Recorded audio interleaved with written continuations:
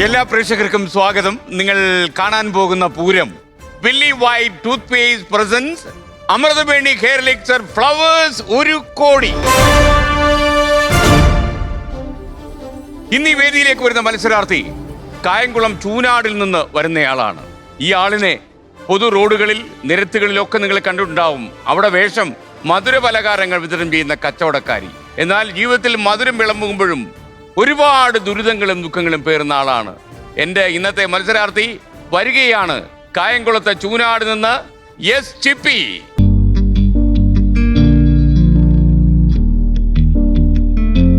പുറമേക്ക് പുഞ്ചിരിക്കുമ്പോഴും ദുഃഖങ്ങളുടെ മുത്തുകൾ ഉള്ളിൽ നിറഞ്ഞതാണ് കായംകുളം സ്വദേശിനി ചിപ്പിയുടെ ജീവിതം. കഷ്ടപ്പാടുകൾ നിറഞ്ഞ കുട്ടിക്കാലത്തിനൊടുവിൽ പ്രതീക്ഷകളോടെ വിവാഹ ജീവിതത്തിലേക്ക് കടന്നു വന്നപ്പോഴും ചിപ്പിയെ കാത്തിരുന്നത് ഭർതൃപീഡനത്തിന്റെ ക്രൂരമായ ഒറ്റപ്പെടുത്തലുകൾ. ദാമ്പത്യത്തിന്റെ സ്നേഹത്തണൽ നഷ്ടമായ ജീവിതത്തിൽ മക്കളും അടുത്തറിയാവുന്ന കൂട്ടുകാരുമാണ് ചിപ്പിയുടെ ആശ്വാസവും പ്രതീക്ഷയും. മറ്റുള്ളവർക്ക് പലഹാര മധുരം പകർന്നു നൽകി സ്വന്തം ജീവിതത്തിന്റെ കയ്പുനീരും കണ്ണീരും മറക്കാൻ ശ്രമിക്കുകയാണിപ്പോൾ ചിപ്പി എന്ന കുടുംബനാഥ. ജീവിത ദുരിതങ്ങളുടെ തിരിച്ചടികളിലും തളരാത്ത മനക്കരുത്തുമായി ചിപ്പി വരുന്നു ഫ്ലവേഴ്സ് 1 കോടിയുടെ വേദിയിലേക്ക്.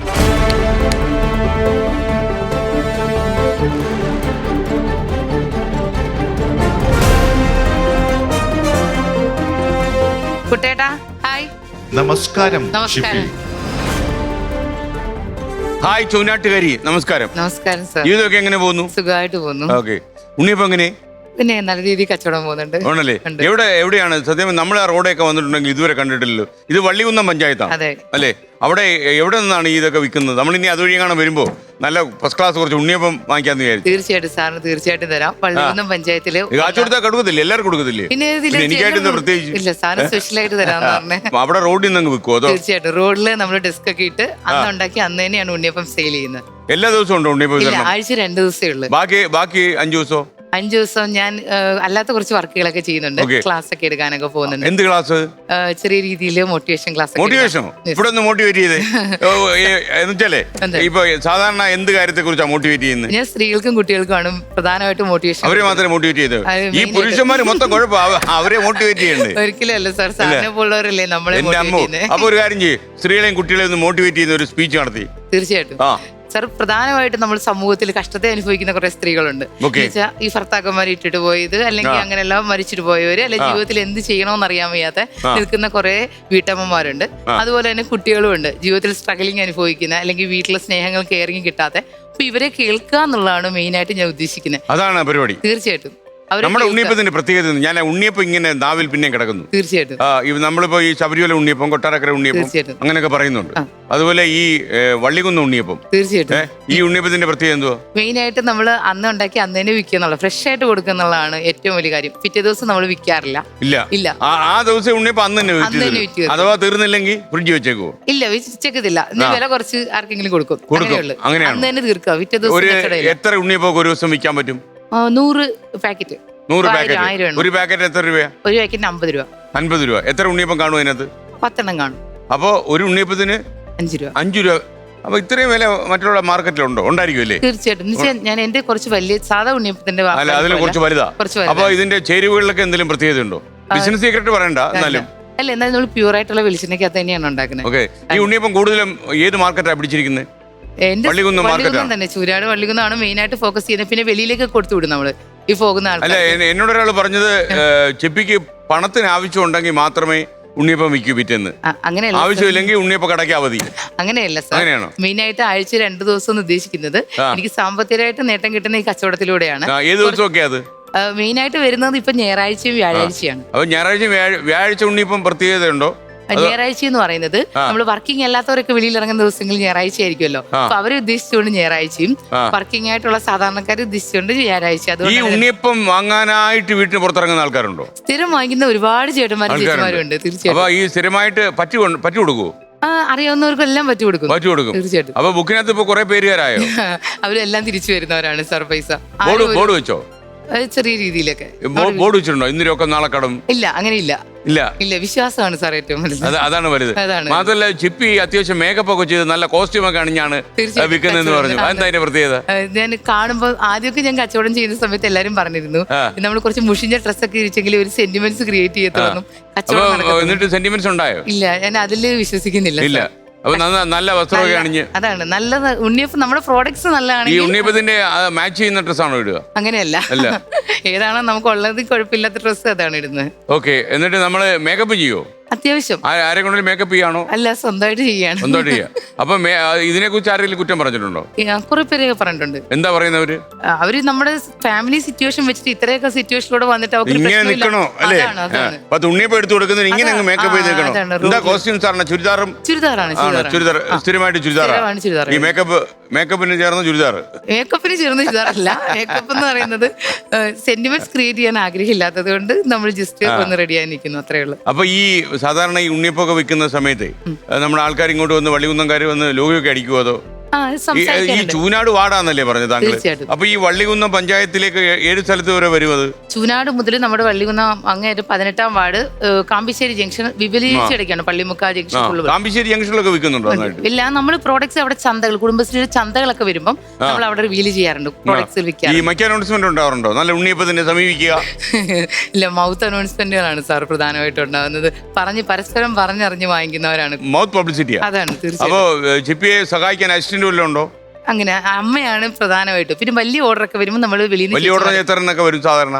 ചിലപ്പോൾ ഈ പള്ളികളിൽ റാസ അങ്ങനെയൊക്കെയുള്ള പ്രോഗ്രാംസ് ഒക്കെ വരുമ്പോൾ ചിലപ്പോൾ ഒരു 5000-10,000 ഒക്കെ കൊടുക്കേണ്ടിയൊക്കെ വരുന്നത് കുറെ പേര്. അല്ല, ഇപ്പം ഞാൻ പറയുന്നത് ഈ വള്ളികുന്നം ഏരിയയിലെ മെയിൻ ഉണ്ണിയപ്പക്കാരി എന്ന് പറഞ്ഞാൽ ചിപ്പിയാണ്. അങ്ങനെ പറയാൻ സാർ, എനിക്ക് അഭിമാനമുണ്ട് ജോലി ചെയ്ത് ജീവിക്കുന്നതിൽ. ഇനിയിപ്പോ നമ്മളിപ്പോ ഇതിലൂടെ വലിയൊരു പബ്ലിസിറ്റി വരിക. കാര്യം പൈസ ഒന്നും ചെലവാക്കാതെ ഇത്ര അഡ്വർടൈസ്മെന്റ് പോവാണ്. തീർച്ചയായിട്ടും. അപ്പൊ ഈ അഡ്വർടൈസ്മെന്റിലൂടെ ഈ ഉണ്ണിയപ്പം വാങ്ങുന്ന ആൾക്കാരുടെ എണ്ണം കൂടിക്കഴിഞ്ഞാലേ ചിപ്പി എല്ലാ ദിവസവും ആക്കാൻ അടിയന്തര നടപടികൾ സ്വീകരിക്കും. നയം ഇപ്പൊ വ്യക്തമാക്കിയേക്കണം. തീർച്ചയായിട്ടും ആഗ്രഹമുണ്ട് സാർ. സ്ഥിരം സംരംഭം കുറച്ച് പേർക്കെങ്കിലൊക്കെ നമുക്ക് ജോലി കൊടുക്കണം എന്നൊക്കെ ആഗ്രഹമുണ്ട്. ഉണ്ണിയപ്പം വിദേശത്തേക്ക് എക്സ്പോർട്ട് ചെയ്താലോ? നന്നായി വരട്ടെ സാർ, സാറിന് പൊന്നാവട്ടെ. പറയാൻ പറ്റത്തില്ല, ഇങ്ങനെയൊക്കെ അല്ലേ ആൾക്കാർ വളർന്നിരിക്കുന്നത്. തീർച്ചയായിട്ടും. പക്ഷെ ഉണ്ണിയപ്പം ചീത്തയായി പോകും. നമ്മൾ ഈ പഴം ചേർക്കാതെ ഒരുപാട് പഴം ചേർക്കുന്നതുകൊണ്ടാണ് നമുക്ക് 4 ദിവസം 5 ദിവസം മാക്സിമം ഉപയോഗിക്കാൻ പറ്റത്തുള്ളൂ. അല്ല, പഴത്തിന്റെ അളവ് കുറയ്ക്കുവാണെങ്കിൽ നമുക്ക് ഒരാഴ്ച പഴം വേണ്ടാന്ന് വെച്ചാലോ? വേണ്ടാന്ന് വെച്ചാൽ കുഴപ്പമില്ല, പക്ഷെ കുറച്ച് ഒരു സോഫ്റ്റ്നെസ് കുറയും അല്ലേ? അപ്പൊ ഇതിനകത്ത് ഇപ്പോ ഞാൻ ഈ ഉണ്ണിയപ്പത്തെ കുറിച്ച് ഒരു കാര്യം ചോദിച്ചാൽ, ഉണ്ണിയപ്പത്തിന്റെ 3 ഗുണങ്ങൾ, അതായത് വള്ളികുന്നം സ്പെഷ്യൽ ഉണ്ണിയപ്പത്തിന്റെ 3 ഗുണങ്ങൾ ഏതൊക്കെയാന്ന് ചോദിച്ചാൽ ഏതൊക്കെ? ഒന്ന് ഹെൽത്തി, നല്ല ഹെൽത്തി പ്രോഡക്ട്സ് ആണ്. ഹെൽത്തി പ്രോഡക്റ്റ് എന്ന് വെച്ചാൽ നമ്മൾ ശുദ്ധമായി ഉണ്ടാക്കുന്ന ഒരു കെമിക്കൽസും ആഡ് കെമിക്കലില്ല. നമ്പർ 2, അന്നന്ന് കഴിക്കാൻ പറ്റുന്ന പ്രോഡക്ട്സ് ആണ്. അന്നന്ന് കഴിച്ചില്ലെങ്കിൽ ഉണ്ണിയപ്പം ചീത്തയാവും, ആള് ചീത്തയാവും. ആളും ചീത്തയാവും. ഉണ്ണിയപ്പം 5 ദിവസം വരെ ഇരിക്കും. നമ്പർ 3, നമ്പർ ശുദ്ധമായ, ഏറ്റവും ശുദ്ധമായ പ്രോഡക്ട്സ് ആണ്, അങ്ങനെ പറയാൻ പറ്റും. വെളിച്ചെണ്ണക്കകത്ത് ഉണ്ടാക്കുന്നത് വളരെ ശുദ്ധമായി. അപ്പൊ എന്തായാലും ആ ഉണ്ണിയപ്പ വിൽപ്പനയ്ക്ക് എല്ലാവിധമായ ആശംസകളും നേരുന്നു. ഇതാരാ ഉദ്ഘാടനം ചെയ്തത്? അവിടെ നാട്ടിലെ പഞ്ചായത്ത് പ്രസിഡന്റ് വല്ലതും ആണോ? അല്ല സാർ, ഞാൻ തന്നെയാണ് ആദ്യം ഇറങ്ങി തിരിച്ചത്. അപ്പൊ ഈ ഉണ്ണിയപ്പ വിൽപ്പനക്കാരിയായിട്ട് റോഡിൽ നിൽക്കുമ്പോഴേ എന്തെങ്കിലും ഒരു കോംപ്ലക്സ് മനസ്സിനെ മതിക്കാറുണ്ടോ? ഇല്ല, ഫസ്റ്റ് സമയത്തൊക്കെ ഇങ്ങനെ തോന്നിയിരുന്നു നാണക്കേടാണോ എന്നൊക്കെ. പക്ഷെ പിന്നീട് മനസ്സിലായി അധ്വാനിച്ച് ജീവിക്കുന്ന നാണക്കേടൊന്നും വേണ്ട സാർ. അതിന്റെ ആവശ്യമില്ല. അധ്വാനിക്കുന്നവർക്ക് തല ഉയർത്തി ഇങ്ങനെ നിൽക്കണം. അതാണ് ആൾക്കാർ മേലോട്ട് നോക്കണം. തലപ്പൊക്കം എന്നൊക്കെ പറയില്ലേ? തീർച്ചയായിട്ടും. മാത്രമല്ല എനിക്കൊന്ന് ഇതിന്റെ റെസിപ്പി ചേരുവകൾ അതൊക്കെ അതുകൊണ്ടൊന്ന് അറിയട്ടെ. ആൾക്കാരെ വീട്ടിൽ നിന്ന് ഉണ്ണിയപ്പം ഉണ്ടാക്കണമെന്നുണ്ടെങ്കിലേ അതുകൊണ്ട് സൂത്രത്തിലൊന്ന് അറിഞ്ഞോട്ട്. ഇപ്പൊ നമ്മുടെ ചെഫ് സുരേഷ് പിള്ളക്കില്ലേ, അതുപോലെ ചെഫ് ചിപ്പി ഇട്ടാ മതി. Okay, thank you sir. മെയിനായിട്ട് നമ്മൾ പച്ചരിയാണ് ഉപയോഗിക്കുന്നത്. നല്ല ക്വാളിറ്റിയുള്ള പച്ചരി നമ്മൾ കുതിർത്ത് അരച്ചാണ്. സപ്ലൈക്ക് ഒന്ന് കിട്ടുന്ന പച്ചരിയാണോ? അങ്ങനെയല്ല, നല്ല പച്ചരിയാണെങ്കിൽ നമുക്ക് ഏതായാലും പ്രൊവൈഡ് ചെയ്യാം. അങ്ങനെയാണെങ്കിൽ ഒരിക്കലും ഇല്ല. സപ്ലൈക്കോട് കിട്ടുന്ന നല്ല പ്രോഡക്ട്സ് ആണ് സാർ. നമ്മൾ കുറച്ച് ക്ലീൻ ചെയ്ത് നല്ലോണം, തീർച്ചയായിട്ടും നല്ല സാധനമാണ് കിട്ടുന്നത്. അപ്പൊ നമ്മൾ നല്ല രീതിയിൽ കഴുകി നമ്മൾ കുതിർത്ത് അരച്ചാണ് ഞാൻ ഉണ്ടാക്കുന്നത്. അപ്പൊ കുറച്ചുകൂടെ സോഫ്റ്റ് ആയിരിക്കും പൊടി ഉപയോഗിക്കുന്നതിനേക്കാളും. ഓക്കെ. പിന്നെ ഗോതമ്പ് പൊടി ഉപയോഗിക്കാറുണ്ട് സോഫ്റ്റ്നെസ്സിന് വേണ്ടി കുറച്ചുകൂടെ. പിന്നെ ശർക്കര, നമ്മള് ശർക്കര തന്നെയാണ് ഉരുക്കി ഒഴിക്കുന്നത്. പിന്നെ നെയ്ക്കകത്ത് വറുത്ത തേങ്ങാക്കൊത്തും എള്ളും എന്ന് വെച്ചാൽ ക്വാളിറ്റിയിൽ ഒരു കോംപ്രമൈസും ഇല്ല. പാളയന്തോടം പഴവും ഒക്കെ വെച്ചിട്ട് നമ്മളൊരു 5 മണിക്കൂർ അരച്ച് വെച്ചിട്ടാണ് നമ്മളിത് ചുടുന്നത്. ഏലക്കാപ്പൊടിയൊക്കെ ആഡ് ചെയ്ത് നല്ല ശുദ്ധമായ വെളിച്ചെണ്ണയ്ക്കകത്താണ് ചുടുന്നത്. ഈ എത്ര മണിക്ക് ഇത് ഉണ്ടാക്കാൻ ശ്രമിക്കും? ഉണ്ടാക്കാൻ തുടങ്ങുന്നത്? ഞാൻ 3 മണിക്ക് എഴുന്നേറ്റ് രാവിലെ. താങ്കൾ തന്നെ ഉണ്ടാക്കി, താങ്കൾ തന്നെ കച്ചവടം ചെയ്ത്, താങ്കൾ തന്നെ പൈസ ഉണ്ടാക്കി ജീവിക്കാണല്ലോ. ഞാനും അമ്മയും കൂടെ ആണ്. അപ്പൊ എത്ര മണിക്ക് ഇങ്ങ് റോഡിൽ ഇറക്കും? റോഡില് 3 മണിക്ക് ചിലപ്പോൾ തോനെയുണ്ടെങ്കിൽ നമുക്കൊരു 10 മണി വരെയൊക്കെ ചിലപ്പോൾ ചുടും. ചിലപ്പോൾ 9 മണിയൊക്കെ ആകുമ്പോൾ തീരും. അങ്ങനെയാണെങ്കിൽ ഇത് കവറില് ഓരോ കവറാക്കി മാറ്റി വെച്ചിരിക്കണോ? അല്ല, ഇത് പെട്ടെന്ന് തന്നെ നമ്മൾ കവറിൽ സീൽ ചെയ്യും. അപ്പോഴത്തേന് ആറിയിട്ട് സീൽ ചെയ്തിട്ട് അന്നേരം തന്നെ ഇറങ്ങുകയാണ് കച്ചവടം. വണ്ടിയുണ്ടോ ഇതും കൊണ്ടുപോകാൻ? ഇല്ല, എന്റെ വീടിന് തൊട്ട ഓപ്പോസിറ്റ് ആണ് സാർ കച്ചവടം, കുറച്ച് അപ്പുറത്താണ്. അപ്പോൾ നമ്മളൊരു ഒരു കൊട്ടക്കകത്ത് വെച്ചാൽ കൊണ്ടുപോയാൽ മതി, ബാസ്കറ്റിനകത്തും നമ്മൾ ഈ പറഞ്ഞ കാർഡ്ബോർഡ്. ഇപ്പം പരമാവധി എത്ര ഉണ്ണിയപ്പം വിറ്റിട്ടുണ്ട്? ഏതെങ്കിലും റാസ അതുപോലെയുള്ള വിശേഷ ദിവസങ്ങളൊക്കെ വന്നിട്ടുള്ളപ്പോൾ 8,000 10,000 വരെയൊക്കെ നമ്മൾ വിറ്റിട്ടുണ്ട്. ഉണ്ണിയപ്പത്തിന് ആരാധകരുണ്ട് അല്ലേ? തീർച്ചയായിട്ടും. ഓക്കെ, സന്തോഷം. ഞാൻ ഉണ്ണിയപ്പത്തിന്റെ ഒരു ആരാധകനാണ്. തീർച്ചയായിട്ടും സാർ. ഓക്കെ, കുഴപ്പമില്ല, നല്ല കാര്യം, നന്നായിരിക്കട്ടെ. അപ്പൊ ഇതിനിടയ്ക്ക് നമ്മൾ ഈ പറഞ്ഞു പോകുന്ന വേഗത്തിനിടയിൽ, സ്പീഡിനിടയിൽ ഒരു കാര്യം പറഞ്ഞായിരുന്നു. ഭർത്താക്കന്മാർ കളഞ്ഞു പോകുന്ന പെൺകുട്ടികളെയൊക്കെ മോട്ടിവേറ്റ് ചെയ്യാന്നൊക്കെ ഉണ്ട്. തീർച്ചയായിട്ടും. നമ്മുടെ ജീവിതത്തിൽ അങ്ങനെ എന്തെങ്കിലും പ്രശ്നം ഉണ്ടായോ? തീർച്ചയായിട്ടും സാർ. ഞാൻ ഡിവോഴ്സ്ഡ് ആണ് സാർ. ഡിവോഴ്സ് എന്ത് സാഹചര്യത്തിലാണ് ഡിവോഴ്സ് ചെയ്തത്? പല സാഹചര്യമുണ്ട്. മെയിൻ ആയിട്ടെന്ന് പറഞ്ഞാൽ പുള്ളി നല്ല ആൽക്കഹോളിക് ആയിരുന്നു. അപ്പൊ പിന്നെ നന്നായിട്ട് മദ്യം കഴിക്കുമായിരുന്നു. നല്ല. ഏത് നാട്ടുകാരനായിരുന്നു? കൊല്ലത്താണ്. കൊല്ലം. അറേഞ്ച്ഡ് മാരേജ് ആയിരുന്നു? അതെ, അറേഞ്ച്ഡ് മാരേജ് ആയിരുന്നു. ഓക്കെ. അപ്പൊ ചിപ്പി എന്ത് ചെയ്യുമ്പോഴാണ് കല്യാണം കഴിച്ചത്? പഠിച്ചുകൊണ്ടിരിക്കുമ്പോഴാണോ? ഞാൻ ഡിഗ്രി കഴിഞ്ഞ ആ ഒരു ഫൈനൽ. ഡിഗ്രി ഒക്കെ പഠിച്ചെവിടെ? ബിഷമൂറിൽ, മാവേലിക്കര ബിഷമൂർ കോളേജിലാണ് പഠിച്ചത് അല്ലേ? എന്താ മെയിൻ എടുത്തിരുന്നത്? കെമിസ്ട്രിയാണ് എടുത്തിരുന്നത്. അപ്പൊ വേറെ എന്തെങ്കിലും ജോലിക്ക് ശ്രമിച്ചിരുന്നോ? ആ സമയത്ത് വീട്ടില് കുറച്ച് പ്രശ്നങ്ങളൊക്കെ, അച്ഛനും നല്ല ആൽക്കഹോളിക്കും കാര്യങ്ങളൊക്കെ ആയിരുന്നു. അപ്പൊ അമ്മയ്ക്ക് ഒരു സമാധാനം ഉണ്ടാവട്ടെ എന്ന് വിചാരിച്ചിട്ടാണ് മാരേജ്. അമ്മ എന്തോ എപ്പോഴും കല്യാണം? നിങ്ങൾ എത്ര മക്കളാ? 2 മക്കളെ. എനിക്കൊരു അനിയനും ഉണ്ട്, ഞാനും ഉണ്ട്. അനിയനുണ്ട്. അപ്പൊ ഈ മകളെ പെട്ടെന്ന് കല്യാണം കഴിപ്പിച്ച് അയക്കണമെന്ന് വിശ്വസിക്കാൻ അമ്മയെ പ്രേരിപ്പിക്കുന്ന കാര്യം എന്താ? അച്ഛൻ കുറച്ച് പ്രശ്നങ്ങളൊക്കെ ആയിരുന്നു, ആൽക്കഹോളിക് സംബന്ധമായിട്ടുള്ള. അച്ഛനും മദ്യവും? തീർച്ചയായിട്ടും. അപ്പൊ അച്ഛനും ഹസ്ബൻഡും ഒക്കെ മദ്യമായിരുന്നു? അതെ. അങ്ങനെ മദ്യം റേഞ്ച് കണക്കിന്, ഷാപ്പ് കണക്കിന് കുടിക്കുവോ? അതെ, കഴിക്കുമായിരുന്നു. ഓക്കെ. അച്ഛൻ വളരെ നേരത്തെ തന്നെ മദ്യപാനം തുടങ്ങിയോ? അതോ എന്തെങ്കിലും പ്രശ്നത്തിന്റെ, ചില ആളുകളുണ്ട് നാട്ടുപുറത്തൊക്കെ, എന്തെങ്കിലും ഇഷ്യൂ ഉണ്ടായി കഴിഞ്ഞാൽ പിന്നെ കുടിക്കാൻ ലൈസൻസ് ആണ്. അച്ഛനും അമ്മയില്ലാതെ വളർന്നതാണ് എന്റെ അച്ഛൻ. അച്ഛന്റെ കുഞ്ഞിലെ അച്ഛനും അമ്മയൊക്കെ മരിച്ചു പോയതാണ്. പിന്നെ അമ്മയും അതുപോലെ തന്നെ അമ്മയും അച്ഛനും അമ്മയൊക്കെ കുഞ്ഞുനാളിലെ മരിച്ചാണ്. അപ്പൊ അങ്ങനെ കല്യാണം ആരും നിയന്ത്രിക്കാനൊക്കെ ഇല്ലാതായതുകൊണ്ടാവാം ഞാൻ കുഞ്ഞുനാളിലൊന്നും അധികം അച്ഛന്റെ അമ്മാവന്മാരൊക്കെ ജീവിച്ചിരുന്ന സമയത്തൊന്നും മദ്യപിക്കില്ല. ഞാൻ ഒരു 5ാം ക്ലാസ്സിലൊക്കെ ആയിരുന്നു തൊട്ടാണ് അച്ഛൻ മദ്യപാനം തുടങ്ങിയത്. പിന്നീട് അങ്ങ് ഓവർ. നിയന്ത്രിക്കാനൊന്നും പറ്റിയില്ല. അമ്മ ഒരു അങ്ങനെ സംസാരം പോലും അധികം ഇല്ലാത്തൊരു സ്ത്രീയാണ്, പാവം ഒരമ്മയാണ്. അപ്പം അതാ അമ്മയുടെ നിയന്ത്രണങ്ങൾക്ക് അതീതമായി പോയി അച്ഛന്റെ പ്രവർത്തികൾ. കാരണം നമ്മുടെ നാട്ടിലെ ഈ കുടിയന്മാരെന്ന് പറഞ്ഞാലേ കുടുംബം കുട്ടിച്ചോറാക്കുമെന്ന് മാത്രമല്ല, ഈ മർദ്ദനമൊക്കെ ഉണ്ട്. അവര് പൈസ കൊടുത്ത് മദ്യപിച്ചാൽ പെമ്പറന്ന് പറയാതെ അറിയണം നിർബന്ധമുള്ളവരാ. അങ്ങനെ ശാരീരിക അക്രമങ്ങളൊക്കെ ഉണ്ടായിരുന്നു. ചെറിയ രീതിയിൽ നല്ല രീതിയിൽ ഉണ്ടായിരുന്നു. അച്ഛനുണ്ടോ ഇപ്പോ? ഇല്ല, ക്യാൻസർ ആയിട്ട് അച്ഛൻ മരിച്ചിട്ട് ഇപ്പൊ 2 വർഷം. ക്യാൻസറായി. ഓക്കെ. കുറെ കാലം ആശുപത്രിയിലൊക്കെ ആവുന്നേക്കും. RCCയിലായിരുന്നു ട്രീറ്റ്മെന്റ്. ആദ്യം നാക്കിനായിരുന്നു, പിന്നെ ഉള്ളിലേക്ക് ശ്വാസം ഫുള്ളേക്കായി സ്പ്രെഡ് ആയി നല്ല രീതിയിൽ. കുറെ കാലം ട്രീറ്റ്മെന്റ് എടുത്തോ? അതെ. ഈ ക്യാൻസർ രോഗം ബാധിച്ച ശേഷം മദ്യപിക്കുമായിരുന്നു അദ്ദേഹം? ആണോ? തടയാൻ പറ്റിയില്ല. അത് 4th സ്റ്റേജ് കഴിഞ്ഞിട്ടാണ് നമ്മൾ അറിഞ്ഞത്. അപ്പൊ പുള്ളി ആരും നിയന്ത്രിക്കുന്ന ഇഷ്ടമല്ലാത്തൊരു ടൈപ്പ് ആയിരുന്നു പുള്ളി. ഒറ്റയ്ക്ക് ഇങ്ങനെ, അപ്പൊ നമ്മൾ വിചാരിച്ച് ഇത്രയും വയ്യാതൊക്കെ ഇരിക്കുന്നില്ല, ഒന്ന് യാത്ര ചെയ്യുന്നതിനൊന്നും വലിയ പ്രശ്നമൊന്നും നമ്മൾ കണ്ടില്ല. അപ്പൊ അങ്ങനെ ചെറിയ രീതിയിലൊക്കെ അതാണ് കുറച്ചും കൂടെ ക്രിട്ടിക്കൽ ആയത് സ്റ്റേജ്. ട്യൂബ് വഴിയായിരുന്നു ഫുഡൊക്കെ കഴിക്കുന്നത് പുള്ളി. നാക്കൊക്കെ എടുത്ത്, പല്ലൊക്കെ എടുത്ത്, താടിയിലൊക്കെ റിമൂവ് ചെയ്തായിരുന്നു. അപ്പൊ അങ്ങനെ കുറച്ച് ആൽക്കഹോളിക് പിന്നും ചെന്നതാണ് കുറച്ചും കൂടെ വഷളാവാൻ. ട്യൂബ് കൂടെ ഇത് പോകുമ്പോ എങ്ങനെ? സിറിഞ്ച് വഴി നമ്മൾ ലിക്വിഡ് ഫുഡ് ആയിരുന്നു കൊടുക്കുന്നത്. അപ്പൊ അതിലൂടെ പുള്ളി മദ്യം സിറിഞ്ച് കൂടെ കയറ്റി വിടുവോ? എന്റെ അമ്മോ, ഡോക്ടർമാർ കേട്ടാ ഞെട്ടി പോവല്ലോ. ഡോക്ടേഴ്സിന് മനസ്സിലായോ അത്? അത് RCC ചെന്ന് കഴിഞ്ഞപ്പോ ലാസ്റ്റ് പറഞ്ഞിരുന്നു ഇനി ട്രീറ്റ്മെന്റിന് ഇവിടെ കൊണ്ടുവരണ്ട. അത്രയ്ക്ക് കുറച്ച് വഷളായിരുന്നു.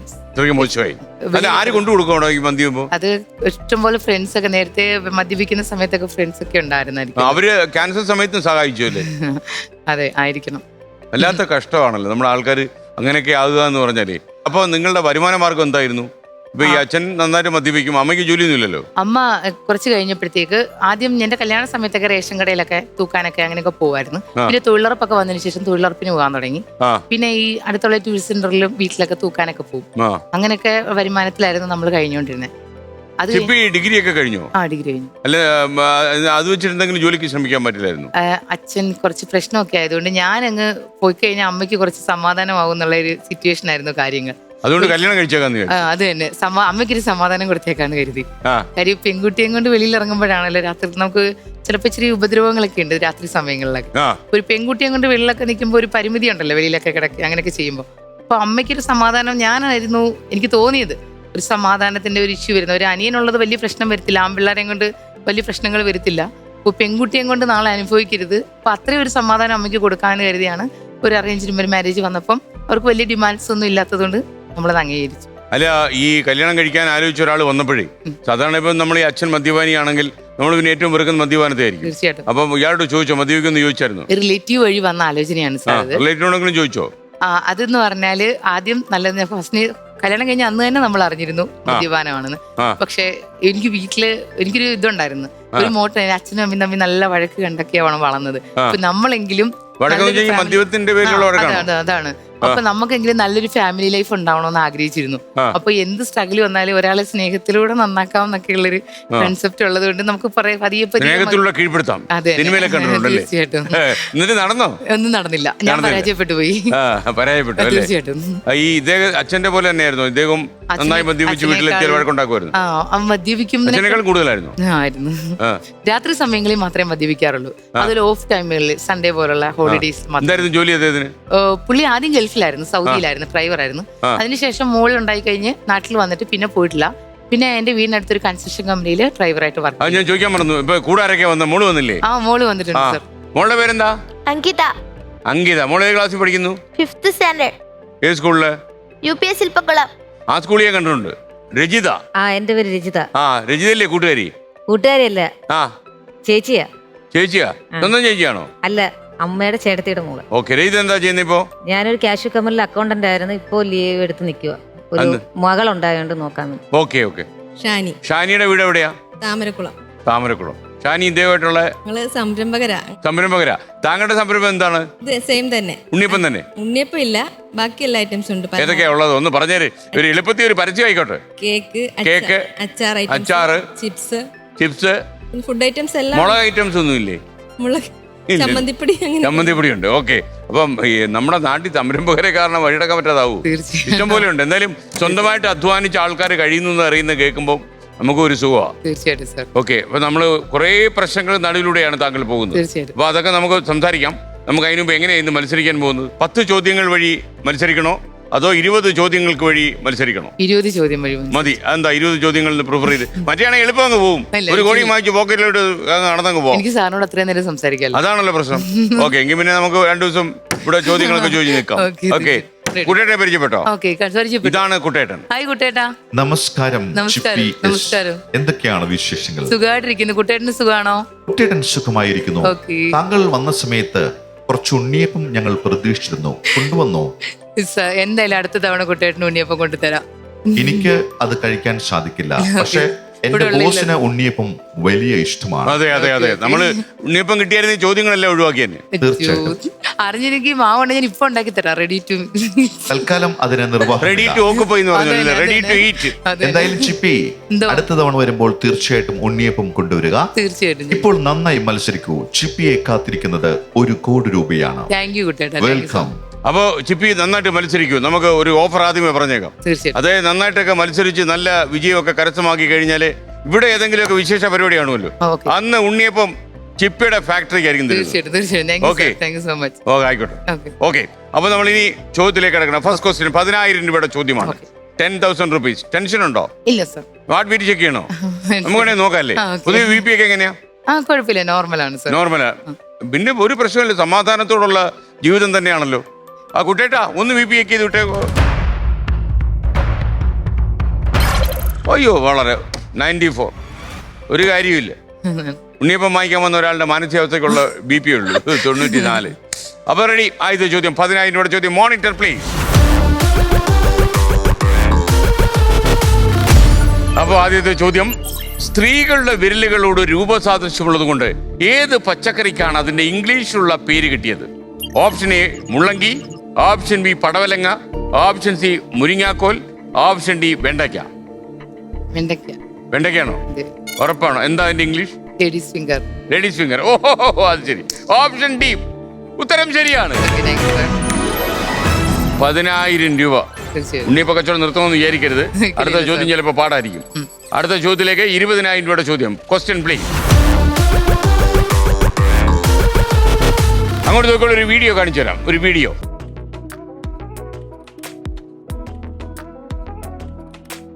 ഏത് സിനിമയിൽ ഉപയോഗിച്ചതിലൂടെയാണ് ഈ വാഹനം ജനശ്രദ്ധ നേടിയത്? Option A Harikrishnans, option B Pandippada, option C CID Moosa, option D Narasimham. Option C CID Moosa. കൂട്ടോ? സർ. കൂട്ടി. ഈ സിനിമ ഉണ്ടായിരുന്നു? ഞാൻ അച്ഛനുമായിട്ട് പോയി തിയേറ്ററിൽ പോയി കണ്ട സിനിമയാണ്. അപ്പൊ അച്ഛന്റെ അവസ്ഥ എന്തുവായിരുന്നു? അന്ന് നോർമൽ ആയിരുന്നു. ആയിരുന്നല്ലേ? ഓക്കെ. അപ്പൊ മാറ്റിനിക്കേ കൊണ്ടുപോകാൻ പറ്റൂ.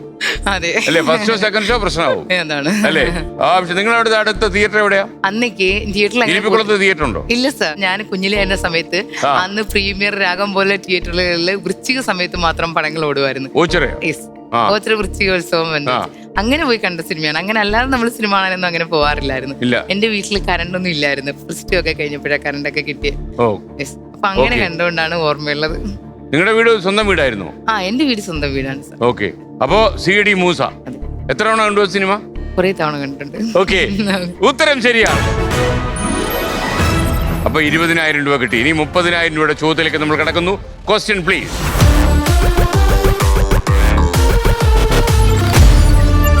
1953 നിലവിൽ വന്ന വള്ളികുന്നം പഞ്ചായത്തിന്റെ ആദ്യ പ്രസിഡന്റ് ആരായിരുന്നു? Option A Thakazhi Sivasankara Pillai, option B Thoppil Bhasi, option C Changampuzha Krishna Pillai, option D P Padmarajan. Options B Thoppil Bhasi. ഉറപ്പാണോ അത്? ഞാൻ പൂട്ടട്ടോ? കൂട്ടാം. ഞാൻ പൂട്ടി. തോപ്പിൽ ഭാസി പഞ്ചായത്ത് പ്രസിഡന്റ് ആയിട്ടുണ്ടോ? ഉണ്ട്, ഉണ്ടെന്നാണ് എന്റെ അറിവ്. ഉണ്ട്. ഇതാരാ പറഞ്ഞത് ഈ ഗോസിപ്പ്?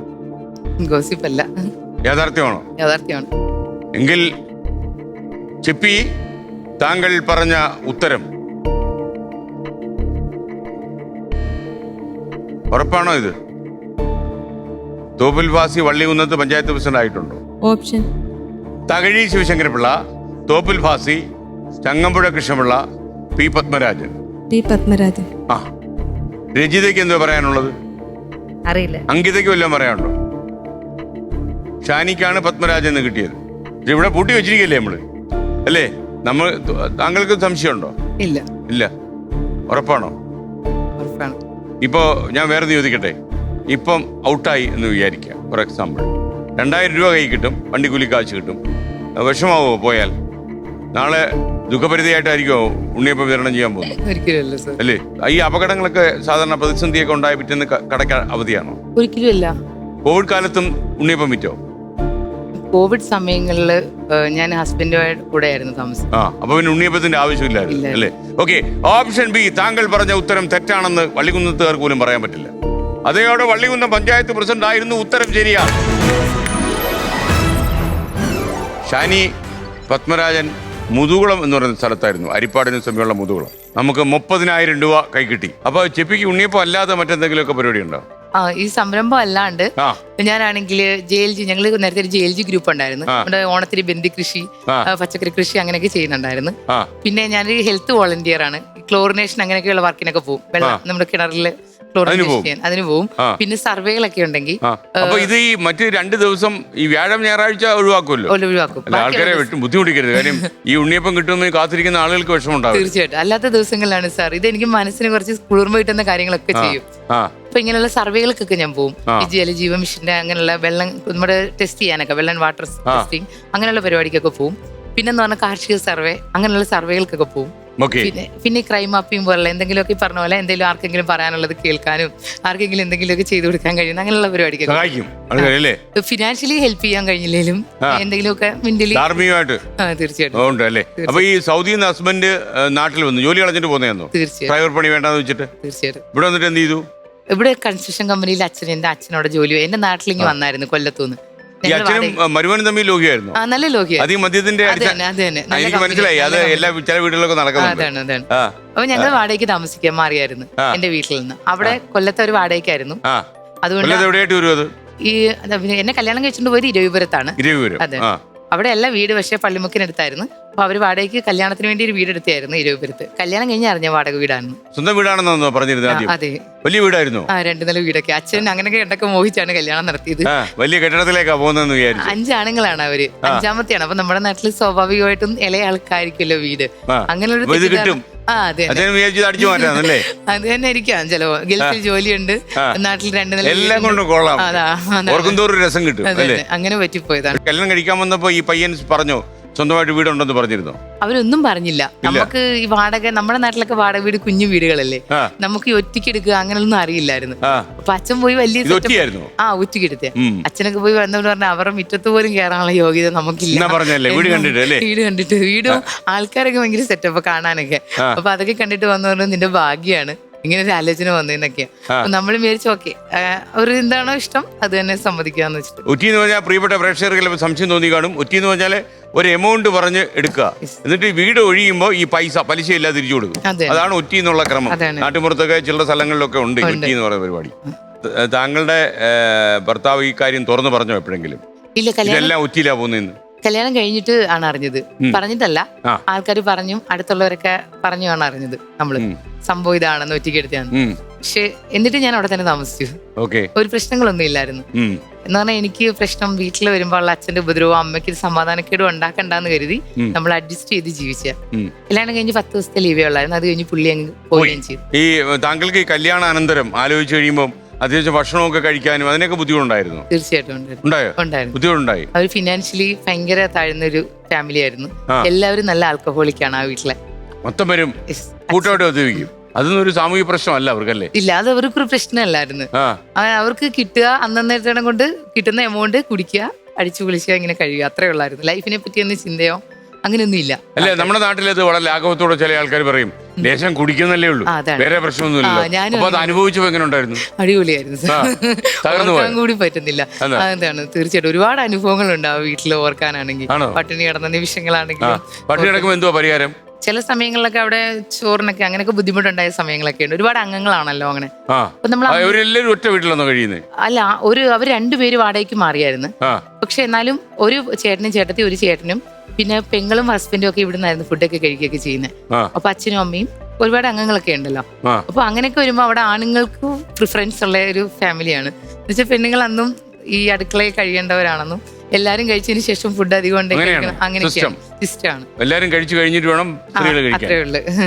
അപ്പോഴത്തേക്ക് തികയാതൊക്കെ വരികയും നമ്മൾ അമ്പലത്തിൽ നിന്നൊക്കെ വെള്ളച്ചോറൊക്കെ വാങ്ങിച്ച് കഴിക്കേണ്ടൊക്കെ വന്നിട്ടുണ്ട്. അത് നിരന്തരം ഉണ്ടായിട്ടുണ്ടോ അതോ വല്ലപ്പോഴും? കുറച്ച് ദിവസങ്ങളിലൊക്കെ അങ്ങനെയൊക്കെ ഉണ്ടായിട്ടുണ്ട്. നിങ്ങളുടെ വീട്ടിലേക്ക് ഇപ്പൊ അതായത് ഈ വള്ളികുന്നത്തുനിന്ന് ഈ അച്ഛൻ ഇരവിപുരത്തേക്ക് വരുമായിരുന്നു? തീർച്ചയായിട്ടും. ഈ മദ്യം കിട്ടുന്ന താല്പര്യത്തിലാണ്? അല്ല, അച്ഛന് ഈ മദ്യപിക്കുമ്പോൾ മാത്രമേ ഉള്ളായിരുന്നു പ്രശ്നം. അല്ലാത്തപ്പോ എല്ലാ സാധനവും എനിക്ക് അവിടെ കൊണ്ടുതരുമായിരുന്നു. ഒരു ലോഡ് നിറച്ച് വണ്ടിക്കകത്ത് ബസ്സിനകത്തൊക്കെ സാധനം കൊണ്ടുവന്നിട്ട് ഉരുണ്ടുപോയിട്ട് അവിടെ വന്നിറങ്ങിയപ്പം കണ്ടക്ടറൊക്കെയാണ് ചേനയും ചേമ്പും ഒക്കെ എടുത്തുകൊണ്ട് വന്നത്. കൃഷിയൊക്കെ ചെയ്യുമായിരുന്നു അച്ഛൻ അതുപോലെ. എനിക്ക് എല്ലാ സാധനവും അരിയാണെങ്കിലും മണ്ണെണ്ണ വെളിച്ചെണ്ണ എല്ലാം കൊണ്ട് ആ വീട്ടിലേക്ക്, ആ കല്യാണം കഴിച്ചുകൊണ്ട് പോയ വീട്ടിലേക്ക് എല്ലാ സാധനവും കൊണ്ടുതരും. അങ്ങനെയെങ്കിലും ആണ്. നല്ല മദ്യപിക്കുമെങ്കിലും അലമ്പുണ്ടാക്കും, എല്ലാം എടുത്ത് കളയൊക്കെ ചെയ്താലും വെള്ളം അടിക്കാത്തപ്പം സ്നേഹമുള്ള അച്ഛനാണ്. ആണല്ലേ? തീർച്ചയായിട്ടും. അപ്പൊ ഈ വെള്ളം അടിക്കാതെ എപ്പോ കിട്ടും? അത് ഭയങ്കര റയറാണെന്നേ. നമ്മളിനി അടുത്ത ചോദ്യത്തിലേക്ക് 40,000 രൂപയുടെ ചോദ്യത്തിലേക്ക് നമ്മൾ കടക്കുന്നു. 40,000. Question please.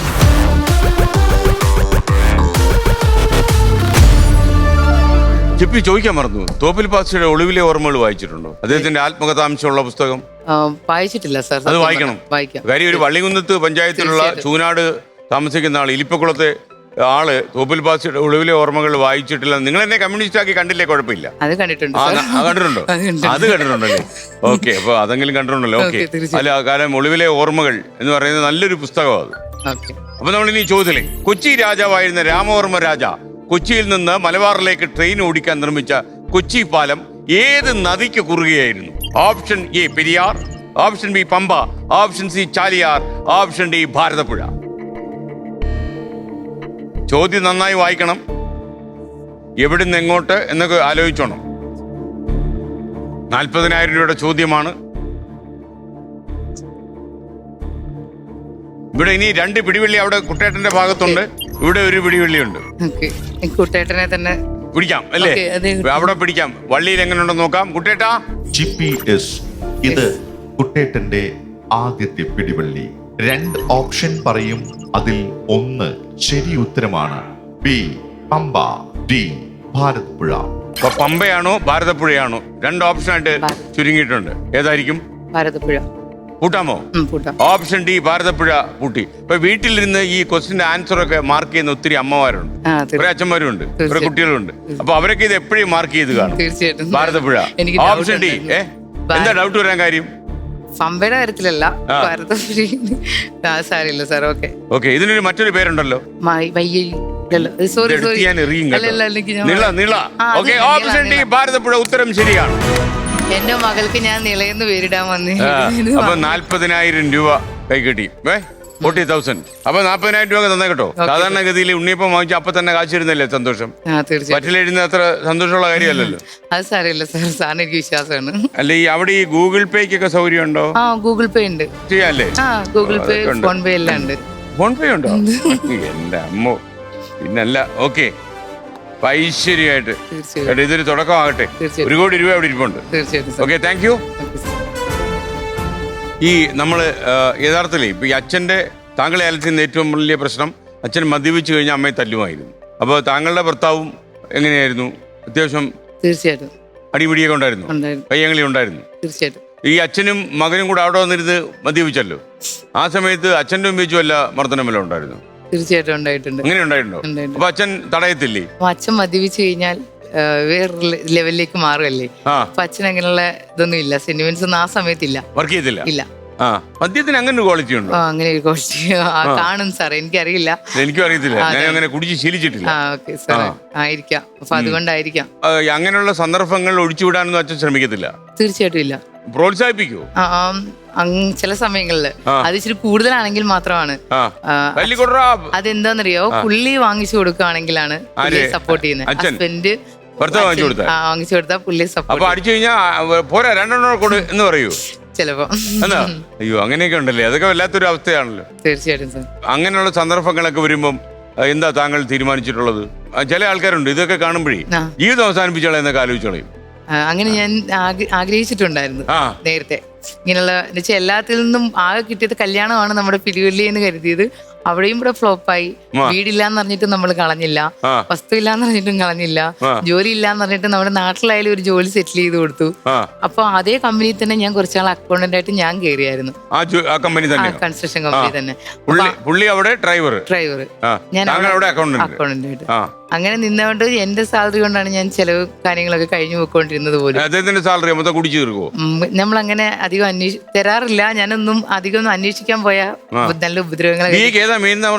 കെമിസ്ട്രി ആയിരുന്നു, BSc ആയിരുന്നു. കെമിസ്ട്രി ആയിരുന്നു. കെമിസ്ട്രി. അപ്പൊ ഈ കെമിസ്ട്രി ശരിയായില്ലല്ലോ തുടക്കം മുതലേ? തീർച്ചയായിട്ടും. ആദ്യം മുതലേ രസതന്ത്രം പൊട്ടിപ്പോയി. അപ്പൊ അങ്ങനെയൊക്കെ പ്രശ്നങ്ങളായിരുന്നു സാർ മെയിൻ ആയിട്ട്. അപ്പൊ അങ്ങനെ വീണ്ടും നന്നാകും എന്നുള്ള പ്രതീക്ഷയിലായിരുന്നു ഇരുന്നത്. പക്ഷെ പുള്ളി വീണ്ടും, പ്രത്യേകിച്ച് ആ കമ്പനി വന്നതിന് ശേഷമാണെന്ന് തോന്നുന്നു, കൂട്ടുകെട്ടുകൾ ഒരുപാടായി. അവിടെ ഭയങ്കര ഇങ്ങനെയുള്ള സാധനങ്ങൾ സുലഭമായി എല്ലാവരും കിട്ടുന്ന ഒരു സ്ഥലമാണ്. എല്ലാവരും നല്ല ആൽക്കഹോളിക്കായിട്ട് ചെയ്യുന്ന ഒരു അവിടുത്തെ കമ്പനി വർക്ക് ചെയ്യുന്നവരെല്ലാവരും. അപ്പൊ അതിലേക്കും കൂടെ വന്നപ്പോഴത്തേക്ക് പുള്ളി ഒന്നുകൂടെ ലൈസൻസ് ആയി എന്ന് വേണം പറയാം. ഒരു ദിവസത്തിലെ ചിപ്പിയുടെ അണപ്പല്ല അടിച്ചിളക്കിയോ പുള്ളി? അങ്ങനെയൊക്കെ ഉണ്ടായിട്ടുണ്ട്. അല്ല, അതാണോ നിങ്ങളുള്ള ഈ നിയമ പോരാട്ടത്തിന്റെ തുടക്കമായത്? ഒരിക്കലും അല്ല. എന്റെ വീട്ടില് ഇതിനേക്കാൾ വലുത് അനുഭവിച്ചത് കൊണ്ട് എനിക്ക് തലവെല്ലാം പൊട്ടിച്ചോ?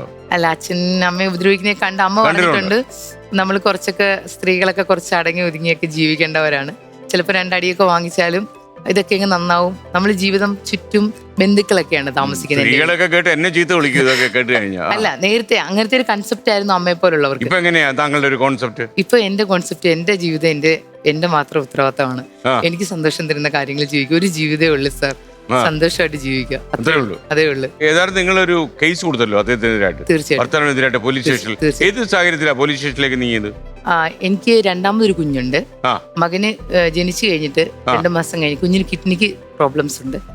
അപ്പം ഇപ്പോഴും ഉണ്ട്. എസ്റ്റേറ്റില് ആണ്. അപ്പൊ ഇവന് യൂറിൻ റിട്ടേൺ കയറുന്ന കംപ്ലൈന്റ്, ഡ്യൂപ്ലെക്സ് കിഡ്നിയാണ്. അപ്പൊ അങ്ങനെയുള്ള പ്രശ്നങ്ങളൊക്കെ ഉള്ളപ്പം കുഞ്ഞിനെ ചികിത്സിക്കാനും പ്രോപ്പറായിട്ട് എനിക്ക് ജോലിയൊക്കെ വേണ്ടെന്ന് വെക്കേണ്ടി വന്നു. ഈ ജോലി മോൻ ജനിച്ചതിന് കുഞ്ഞിനെ നോക്കാൻ പറ്റാത്തത് കൊണ്ട്. അങ്ങനെ നിന്ന സമയത്താണ് ജീവിതത്തിൽ ഒരുപാട് ഫ്ലോപ്പിംഗ് വന്ന്, പൈസ ഫിനാൻഷ്യലി അച്ഛനാണ് ഹെൽപ്പ് ചെയ്തുകൊണ്ടിരുന്നത്. ആ സമയത്താണ് കുറച്ച് കഴിഞ്ഞപ്പോ അച്ഛന് ക്യാൻസർ ആയത്. അപ്പം എല്ലാം കൊണ്ടും സ്റ്റോപ്പായി. അച്ഛന്റെ ട്രീറ്റ്മെന്റ് നോക്കണം, അത് തന്നെ മകന്റെ ട്രീറ്റ്മെന്റ് നോക്കണം. അങ്ങനെയായ അവസ്ഥ. അപ്പൊ എനിക്ക് ജോലിയില്ല. ഹസ്ബൻഡ് ഒന്നിച്ചു പോകേണ്ടി വരും. ഞങ്ങൾ റൂം എടുത്ത് ഇവിടെ RCC അവിടെ താമസമായിരുന്നു. അപ്പൊ അങ്ങനെ അച്ഛനെ RCC കീമോ റേഡിയേഷൻ അങ്ങനെയൊക്കെ ഓപ്പറേഷൻ ഒക്കെ കഴിഞ്ഞായിരുന്നു. അത് കഴിഞ്ഞ് വീണ്ടും ഉള്ളിലേക്ക് സ്പ്രെഡ് ആയപ്പോൾ വീണ്ടും നമുക്ക് കീമോ ഒക്കെ സ്റ്റാർട്ട് ചെയ്യേണ്ടി വന്നു.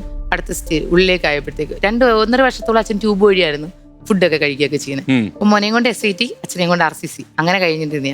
അപ്പൊ ഈ RCCയുടെ അടുത്ത് വീടെടുത്തോ? അതോ RCC അച്ഛനെയും കൊണ്ട് ട്രീറ്റ് ചെയ്യുന്ന സമയം മുഴുവൻ നമ്മള് ട്രസ്റ്റുകളുണ്ടല്ലോ, അവിടെ വലിയ റെന്റ് ഇല്ലാത്ത അവിടെയാണ് താമസിച്ചുകൊണ്ടിരുന്നത്. മോനും ഞാനും അമ്മയും അച്ഛനും. അച്ഛനെയും കൊണ്ട് റേഡിയേഷൻ അങ്ങനെയൊക്കെ പോകുമ്പോൾ അമ്മയും മോനും അവിടെ. ഞാനാണ് പണം വേണ്ടേ? ഇഷ്ടം പോലെ ആൾക്കാർ സംഘടനകൾ സഹായിച്ചിട്ടാണ് സാർ മുമ്പോട്ട് പോയിക്കൊണ്ടിരുന്നത്. ആണ് സംസ്കൃതി പോലുള്ള സംഘടനകൾ, ഒരുപാട് ട്രസ്റ്റുകൾ, ഈ ക്യാൻസറിന്റെ അങ്ങനെ ഒരുപാട്, സത്യം പറഞ്ഞാൽ അവരുടെയൊക്കെ സഹായം കൊണ്ടാണ് അന്ന് ട്രീറ്റ്മെന്റ് മുമ്പോട്ട്. കാര്യം ഒരു തരത്തിലുള്ള സോഴ്സും ഇല്ല. പിന്നെ ബന്ധുക്കളൊക്കെ ഒരുപാട് സഹായിച്ചിട്ടുണ്ട്. ഉള്ളതുപോലെ എന്ന് വെച്ചാൽ വലിയ രീതിയിലൊന്നും ഫിനാൻഷ്യലി ഉള്ളവരൊന്നും അല്ല ആരും, എന്നാലും ഹോസ്പിറ്റലിൽ പോകാനുള്ള രീതിയിലേക്കൊക്കെ ഉള്ള എല്ലാ ഹെൽപ്പ് ചെയ്യുമായിരുന്നു.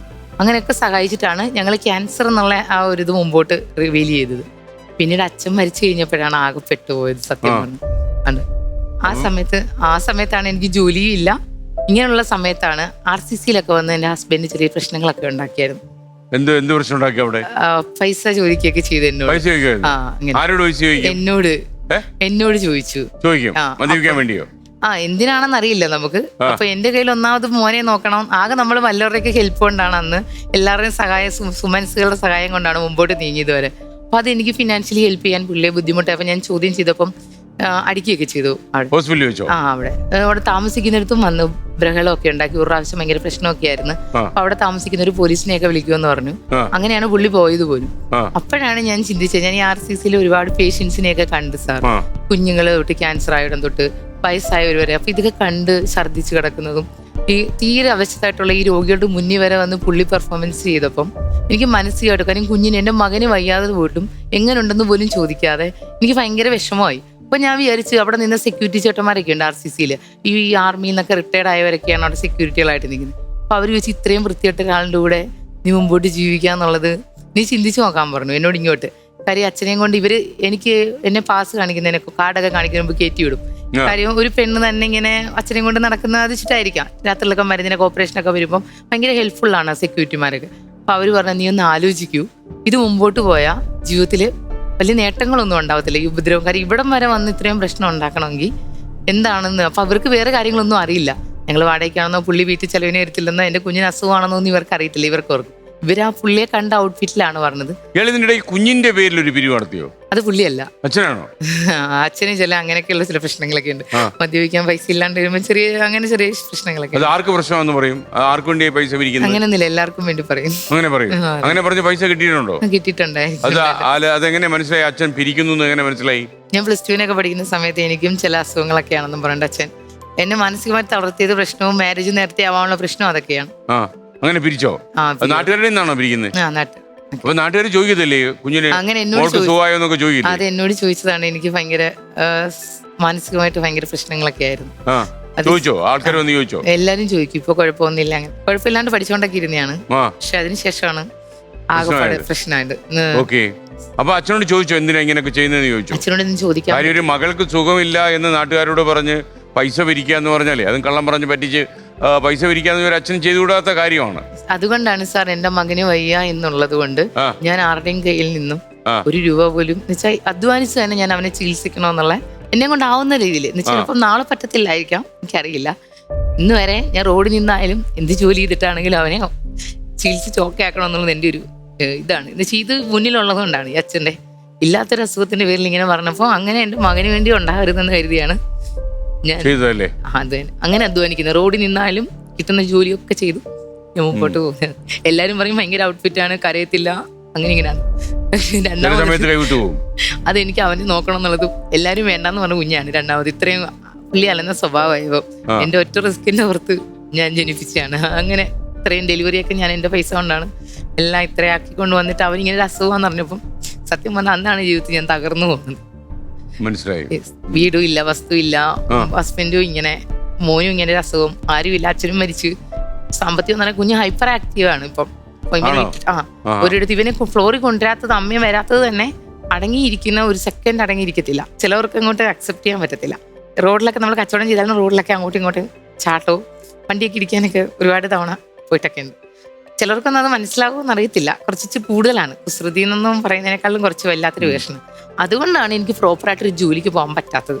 എനിക്കിതാകുമ്പം വീട്ടിലിരുന്ന് ചെയ്യുന്നതാകുമ്പോൾ എനിക്ക് അവനെ നോക്കാം, വീട്ടിലെ കാര്യങ്ങൾ നടക്കും. എനിക്ക് ഇഷ്ടമുള്ള സമയങ്ങളിൽ അവൻ സ്കൂളിൽ പോകുന്ന സമയങ്ങളിലാണ് ബാക്കി ജോലിക്കൊക്കെ ഞാൻ പോകുന്നത്. സത്യം പറഞ്ഞു താങ്കൾ എപ്പോഴും വളരെ സുസ്മേരവദനയായിട്ട് ചിരിച്ചു ഉല്ലസിച്ച് നടക്കുന്ന ഒരാളാണ്. ഇതിന്റെ പിന്നിൽ ഇതുവരെ ഒരുപാട് കാണാ കയങ്ങൾ ഉണ്ടെന്ന് എനിക്ക് ഇപ്പോഴാണ് മനസ്സിലായത്. താങ്കളുടെ ചിരിക്ക് പിന്നിൽ ഒരുപാട് ദുഃഖത്തിന്റെ ആഴം പ്രശ്നങ്ങളുടെ ഞാൻ പ്രതിസന്ധികൾ കരയാറുണ്ട് ആരുണ്ടെന്ന് സാർ. മനസ്സിലായി. ഞാൻ കുളിക്കാൻ നേരം മാത്രമേ കരയാറുള്ളൂ. കുളിക്കാൻ പോകുമ്പോഴാണോ കരയുക? ആ കണ്ണുനീര് ആ വെള്ളത്തിനോടൊപ്പം തന്നെ പോവല്ലോ. ഞാനാണ് ആ വീടിന്റെ മുന്നോട്ട് നയിക്കുന്നത്. ഞാൻ എന്തെങ്കിലും തകർന്നു കഴിഞ്ഞാൽ ഞാൻ ഭയങ്കര ചബ്ബിയായിരുന്നു സാർ. നല്ല ഓവർ വെയിറ്റ് ഒക്കെ ഉള്ള ഒരാളായിരുന്നു. ടൈപ്പ് 1 ഷുഗർ ഒക്കെ ഉള്ള ആളായിരുന്നു. കുഞ്ഞിലേ തൊട്ട് ഷുഗർ ഒക്കെ ഉള്ള. ഞാൻ ഡയബറ്റിക് ആയിരുന്നു. ഇപ്പോഴും ഒരുപാട് സംസാരിച്ച് സാറ് കണ്ടിട്ടുണ്ടോ അറിയത്തില്ല. എന്റെ വാ ഡ്രൈ ആവുന്നുണ്ട് ഇടയ്ക്ക്. ഞാൻ അതാണ് എനിക്ക് ചെറുതായിട്ട് ഇങ്ങനെ ഇത് ചെയ്യുന്നുണ്ട്. ഞാൻ കൺട്രോൾ ചെയ്ത് വെയിറ്റ് കുറച്ചാണ്. കാര്യം എനിക്ക് എന്തെങ്കിലും സംഭവിച്ചു കഴിഞ്ഞാൽ ആ വീട്ടില് പ്രത്യേകിച്ച് എന്റെ മകൻ അല്ലെങ്കിൽ എന്റെ മകൾ അവിടെ ഒന്നും അല്ലാണ്ടായി പോകും. ഇപ്പം തന്നെ ഞാൻ പിടിച്ച് കയറിക്കൊണ്ടിരുന്നു. എനിക്ക് അതുകൊണ്ടാണ് ഞാൻ വെയിറ്റ് കുറച്ചത്. ഞാൻ ഇന്റർമീഡിയറ്റ് ഡയറ്റ് ഫോളോ ചെയ്യുന്ന ആളാണ്. ഞാൻ ഇവിടെയും രാത്രി ഫുഡ് കഴിച്ചിട്ടില്ല, കഴിക്കാറില്ല. രാത്രിയിലെ ഫുഡാണ് ഷുഗർ കൂട്ടുന്നത് തന്നെ. അതുകൊണ്ടാണ് ഞാൻ ഇച്ചിരി കഷ്ടപ്പെട്ടാണെങ്കിൽ ഞാൻ അരിയാഹാരങ്ങൾ അങ്ങനെ കഴിക്കാറില്ല.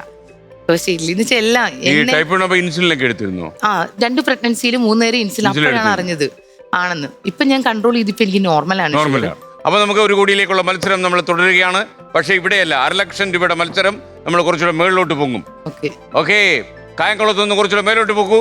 ഓക്കെ കുട്ടേട്ടാ, ലെവൽ 2.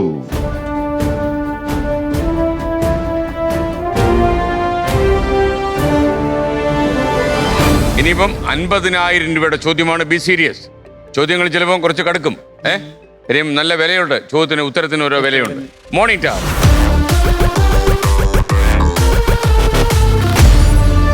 1.5 ലക്ഷം രൂപയുടെ ചോദ്യമാണ്. ക്ഷേത്രങ്ങളിലെ പാചകപ്പുരകളെ എന്ത് പേരാണ് വിളിച്ചിരുന്നത്? ഓപ്ഷൻ എ ശ്രീകോവിൽ, ഓപ്ഷൻ ബി തിടപ്പള്ളി, ഓപ്ഷൻ സി കൂത്തമ്പലം, ഓപ്ഷൻ ഡി ബലിവട്ടം. ഓപ്ഷൻ ബി തിടപ്പള്ളി. കൂട്ടോ? ഓപ്ഷൻ ബി പൂട്ടി. ശരിയായിരിക്കോ? കൂട്ടിക്കോ. എന്തോ വരട്ടെന്നാണ്.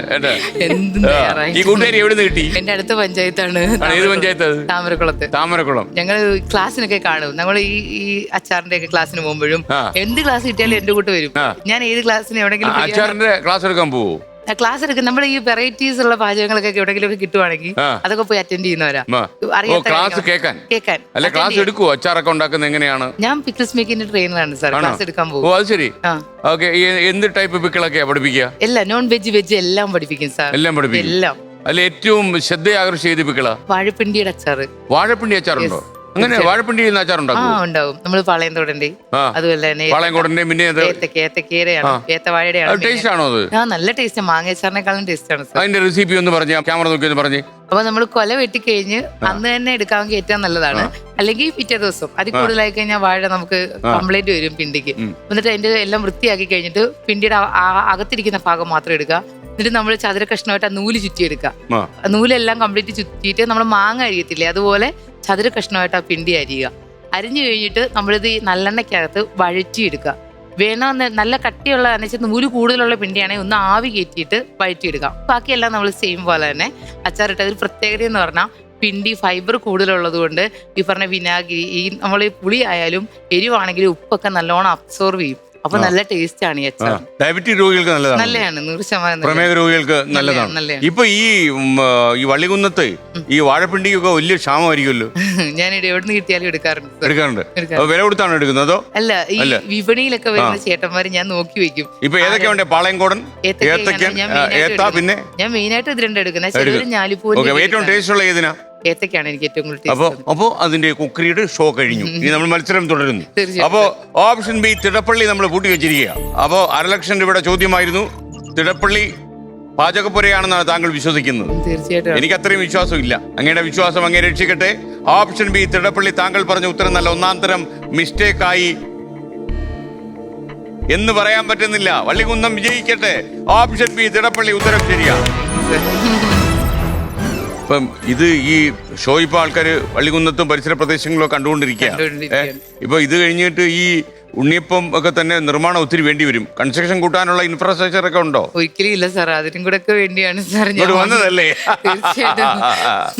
ഓക്കെ, പറയൂ കുട്ടേട്ടാ.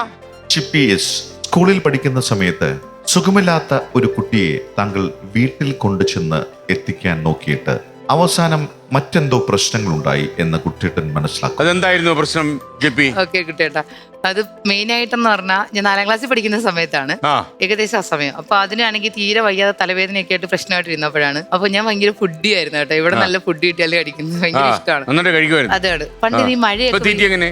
ഇപ്പം കുറവാണ്, കല്യാണം ഫുഡ് കുറവാണ്. ഓക്കെ. അപ്പൊ ഈ മഴയൊക്കെ പെയ്യുമ്പോൾ ഇടിയൊക്കെ വെട്ടുമ്പോൾ നമ്മൾ കുമ്പിളുണ്ടാവുമല്ലോ. അപ്പം എന്റെ ഒരു അവള് പറഞ്ഞു ഇന്ന വീട്ടില് കുമ്പിള് കിട്ടിയിട്ടുണ്ട്, അപ്പൊ അത് റോസ്റ്റ് ഞാൻ ഈ കുമ്പളെന്ന് പറഞ്ഞ സംഭവം ഒന്നും അതിങ്ങനെ കഴിച്ചിട്ടില്ല. അപ്പൊ അത് എന്റെ മനസ്സിൽ ഇങ്ങനെ ഇരിക്കുകയാണ്. അപ്പൊ ഉച്ചയ്ക്ക് കഞ്ഞി, നമ്മൾ സാധാരണ സ്കൂളിൽ നിന്നുള്ള കഞ്ഞിയാണ് കുടിക്കുന്നത്, കഞ്ഞിയും പേരും. ഞാനിത് വാങ്ങിച്ച് ചോറ്റാത്രത്തിൽ വെച്ചിട്ട് എന്തായാലും വീണ് കിട്ടിയ അവസരമാണ്, അവൾക്ക് വയ്യ.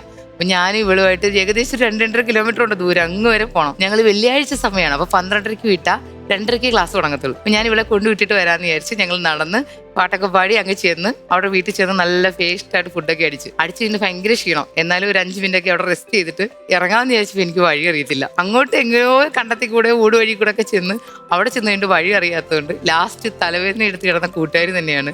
അവരുടെ വീട്ടിൽ അമ്മ മാത്രമേ ഉള്ളൂ, അമ്മയ്ക്ക് അങ്ങനെ വെള്ളിറങ്ങിയുള്ള പരിചയമൊന്നുമില്ല. ആ വയ്യാത്ത കൂട്ടുകാർ തന്നെ പിന്നെ തിരിച്ചെന്നെ കൊണ്ടുവരുന്നു. ആ ക്ലാസ് മുഴുവൻ പുള്ളിക്കാരി അറ്റൻഡ് ചെയ്യേണ്ടി വന്നു. വൈകിട്ട് പിന്നെ പുള്ളിക്കാരിക്ക് തിരിച്ചു പോകാൻ പറ്റിയുള്ള എന്നുള്ള ഒരു സംഭവം ഉണ്ടായിട്ടുണ്ട്. അപ്പൊ 60,000 രൂപയുടെ ചോദ്യത്തിലേക്ക് നമ്മൾ കടക്കുന്നു. 60,000 ക്വസ്റ്റ്യൻ പ്ലീസ്.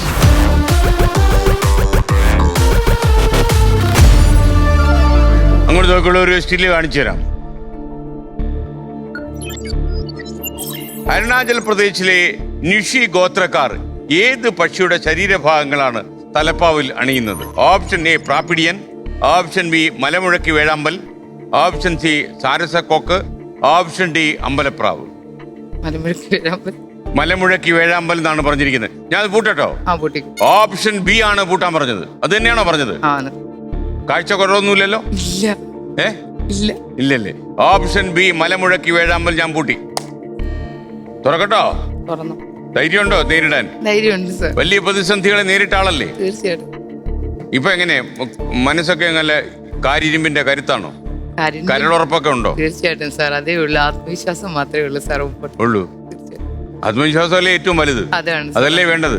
അതുകൊണ്ടല്ലേ നമുക്ക് നാട്ടുകാരൊക്കെ എന്ത് കച്ചവടമായി ചെയ്ത് നോക്കിയിട്ട് നമുക്ക് നല്ല സൂപ്പർ ഉണ്ണിയപ്പം വിൽക്കാൻ പറ്റും. തീർച്ചയായിട്ടും. ഓക്കെ. താങ്കൾ ചെയ്യുന്ന ജോലിയിൽ താങ്കൾക്ക് വിശ്വാസം വേണം. 100%. അത്രേ ഉള്ളൂ. കാര്യം എന്താ അറിയോ, ഈ പരിഹസിച്ചു പോകുന്ന ആൾക്കാരും റെഡിക്കുൾ ചെയ്യുന്ന ആൾക്കാരും ₹1 പോലും തരത്തില്ല.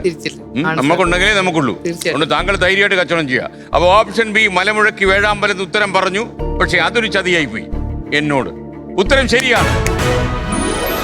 അപ്പം 60,000 രൂപ കൈകെട്ടിയുണ്ട്. 60,000. ഇനി 70,000 70,000 രൂപയുടെ ചോദ്യത്തിലേക്ക് നമ്മൾ കടക്കുന്നു. Question please.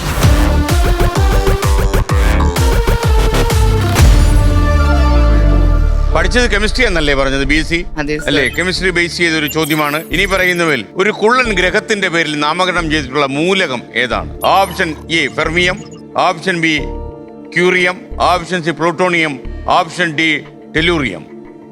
കെമിസ്ട്രി ആണെങ്കിൽ പോലും എനിക്ക് യാതൊരു വിധമായ ഐഡിയ ഇല്ല. ഇത് ബുദ്ധിയുടെ കാര്യമുള്ളൂ. അതെ, നോക്കിട്ട് അറിയാം സാർ.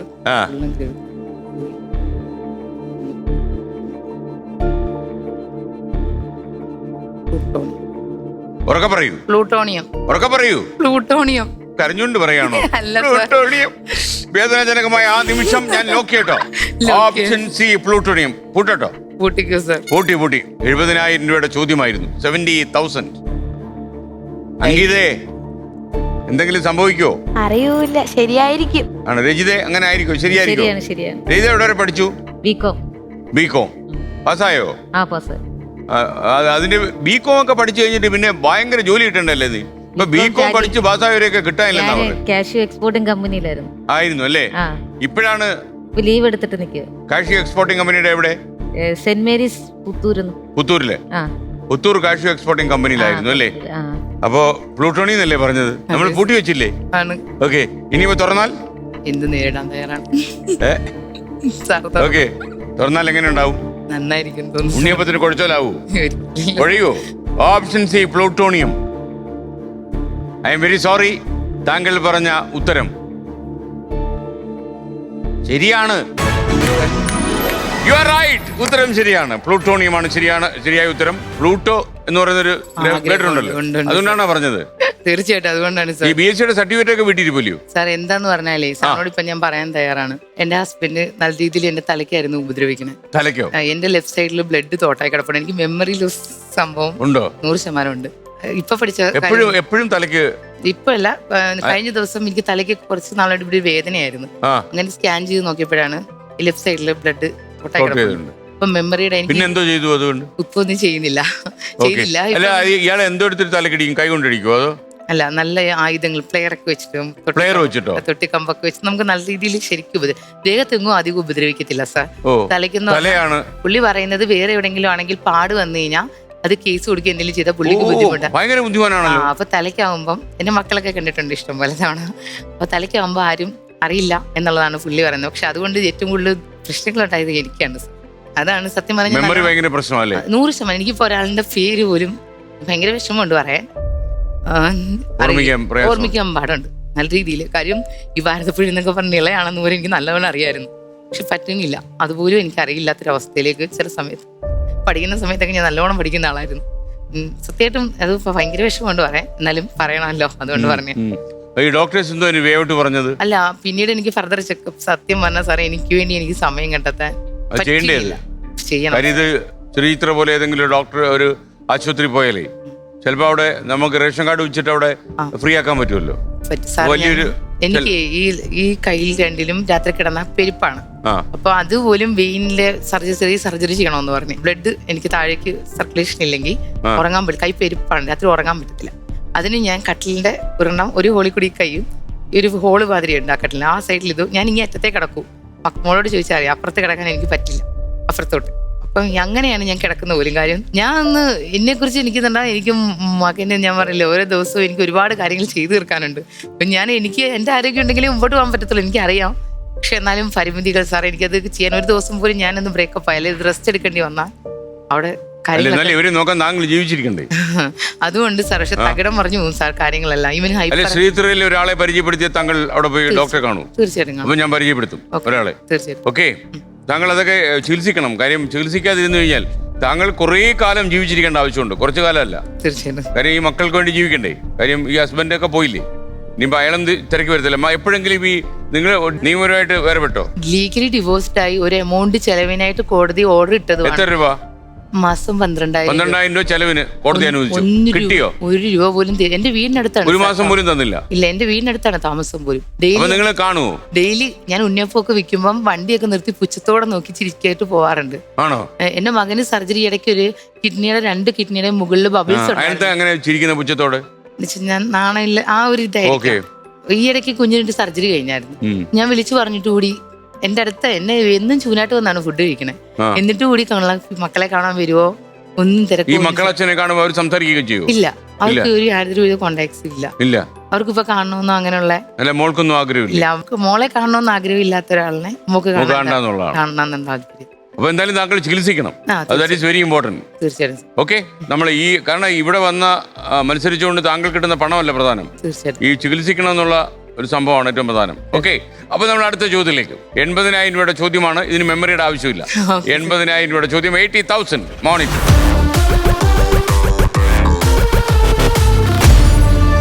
താങ്കൾക്ക് ഞാൻ ഒരു ഓഡിയോ കേൾപ്പിച്ചു തരാം. പാട്ടൊക്കെ കേൾക്കൂ വല്ലപ്പോഴും. ഓക്കെ, പാടുവോ?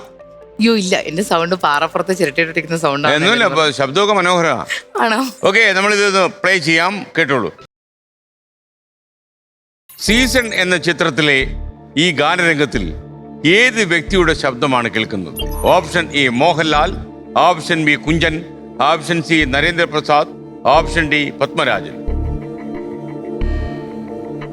എനിക്ക് പേഴ്സണലി കുഞ്ചൻ ചേട്ടന്റെ സൗണ്ടും പത്മനാഭൻ സാറിന്റെ സൗണ്ടും എനിക്ക് കൺവിൻസിങ് അല്ല.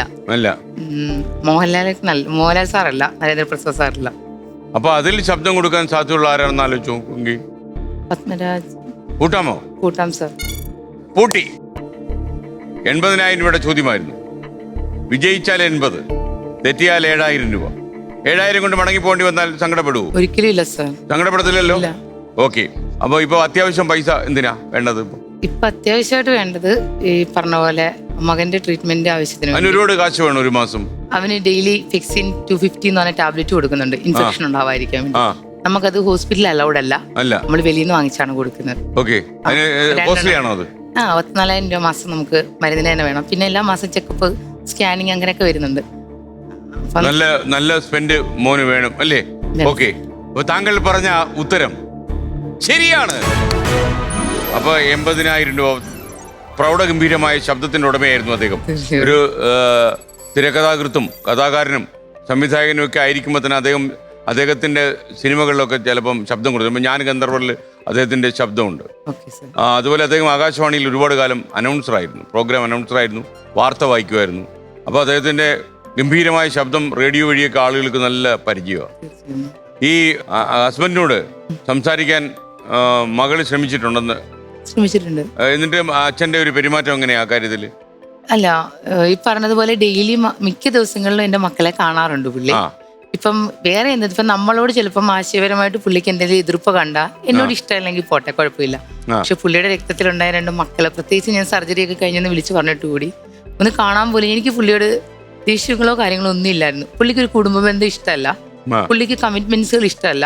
അതുകൊണ്ട് പുള്ളിയെ നമ്മൾ എല്ലാവരെയും മനസ്സിലാക്കണമല്ലോ സാർ. വേറെ ബന്ധങ്ങളൊക്കെ ഉണ്ട്, ഉണ്ട്, ഇഷ്ടം പോലെ. അപ്പൊ നമുക്കൊരു കാര്യം ചെയ്യാം, നമുക്ക് ആ 80,000 ബാക്കി ഒരു 40,000 തരണ്ടേ? അതും കൂടെ ഒരു സന്തോഷം വരട്ടെ. Okay, ready? 40,000. ഓക്കെ, ചൂട് നോട്ടാ കേട്ടോ, ചൂട് ഉണ്ണിയപ്പം എന്ന് പറയുന്നു. ഓക്കെ, സന്തോഷം. 40+40+ = 80. അതിന് ഓർമ്മയൊന്നും വേണ്ടല്ലോ. നമ്മള് ഈ ചില ആളുകൾക്ക് ഈ മെമ്മറി എത്ര പ്രശ്നം ഉണ്ടെങ്കിലും പൈസക്കകത്ത് അബദ്ധം വരുന്നില്ല. അപ്പൊ ഈ നമ്മുടെ ഈ പറ്റുപുസ്തകത്തിനകത്തൊക്കെ എഴുതി വെക്കേണ്ടി വരുമോ? ഞാൻ എല്ലാം എഴുതി വെക്കാറുണ്ട്, കണക്ക് വരവായാലും തരാനുള്ളവരാണെങ്കിലും. വലിയ ബുക്കായോ ഇപ്പം എഴുതി? അങ്ങനെയല്ല സാർ, നമുക്ക് എന്തിനും ആൾക്കാർ തരുമല്ലേ? തരും സാർ. സത്യം പറഞ്ഞാൽ എനിക്ക് വേണ്ടിയിട്ട് വാങ്ങിക്കുന്നവരില്ലാത്തവരുണ്ട്, ഡെയിലി വാങ്ങിക്കുന്നവരുണ്ട്, താങ്കളെ സഹായിക്കാൻ വേണ്ടി വാങ്ങിക്കുന്നവരുണ്ട്, ഇഷ്ടപ്പെട്ട് വാങ്ങിക്കുന്നവരുണ്ട്, പല രീതിയിലുള്ള ആൾക്കാരുണ്ട് സാർ. ഞാൻ ഒരിക്കലും അല്ല. ഈ താങ്കളെ സഹായിക്കാൻ വേണ്ടി വാങ്ങിക്കുന്നവരെ കണ്ടാൽ താങ്കൾക്ക് മനസ്സിലാവും? തീർച്ചയായിട്ടും സാർ, സാധാരണക്കാരാണ് സാർ ഏറ്റവും കൂടുതൽ.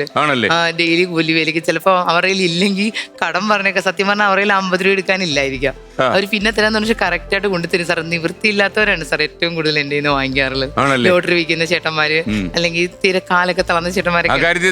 താങ്കൾ ലക്കിയാ? തീർച്ചയായിട്ടും സാർ. നമ്മുടെ നാട്ടുകാരൊക്കെ ഇങ്ങനെയും താല്പര്യം കാണിക്കുന്നു പറഞ്ഞാലേ. എന്റെ നാട്ടുകാർ നല്ല മനുഷ്യരാണ് സാർ. ഞാൻ ഒരിക്കലല്ല, നല്ല രീതിയിൽ ഞാൻ ആ നാട്ടിൽ ജീവിക്കാൻ കഴിഞ്ഞതിൽ ഒരുപാട് അഭിമാനം കൊള്ളുന്നു സാർ. ഓക്കെ, അപ്പൊ നമുക്ക് ഇനി ഒരു കാര്യം ചെയ്യാം, ആ അഭിമാനത്തോടെ നമുക്ക് മേളിലോട്ട് പോയാലോ? കുട്ടേട്ടാ, ലെവൽ 3.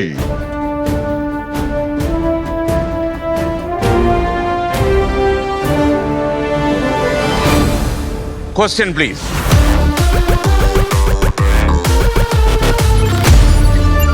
ലുലു എന്ന അറബി വാക്കിന്റെ അർത്ഥം എന്താണ്? ഓപ്ഷൻ എ മുത്ത്, ഓപ്ഷൻ ബി കൊട്ടാരം, ഓപ്ഷൻ സി ഭൂപടം, ഓപ്ഷൻ ഡി തെങ്ങ്.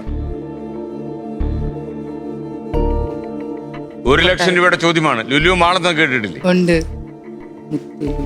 മുത്തിന്റെ കൊട്ടാരം മുത്താണോ സാർ? ഓപ്ഷനെ ആണോ ചോദിക്കുന്നത്? ആത്മവിശ്വാസം ഉണ്ടെങ്കിൽ താങ്കൾക്ക് പറയാം, ഞാൻ കൂട്ടി റെഡിയാക്കാം. ഓപ്ഷൻ എ മുത്ത്.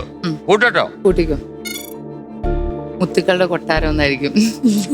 ഓപ്ഷൻ എ മുത്ത്. പൂട്ടി. കൂട്ടി സാർ, സാറിനെ നോക്കല്ലേ. വിജയിച്ചാൽ 1,00,000 രൂപ. നമുക്കൊരു കാര്യം ചെയ്യാം, അപ്പൊ ഞാൻ മേലോട്ട് ഉത്തരം പറയാം. താങ്കൾ പറഞ്ഞ പറഞ്ഞു. സാറിന്റെ കണ്ണിൽ നോക്കി സംസാരിക്കാൻ ഭയങ്കര ഇഷ്ടമാണ്. ആണോ? അങ്ങനെയാണോ? ഓക്കെ, എന്നാ കണ്ണിൽ നോക്കി തന്നെ പറയാം. താങ്കൾ പറഞ്ഞ ഉത്തരം ഈ കണ്ണുകൾ സാക്ഷിയാക്കി ഞാൻ പറയുന്നു, താങ്കൾ പറയുന്ന ഉത്തരം ശരിയാണ്. 1,00,000 രൂപ ഇപ്പൊ കിട്ടിയിട്ടുണ്ട്. ഇനി ഞാൻ 2,00,000-ലേക്ക് പോകുന്നു. Question please.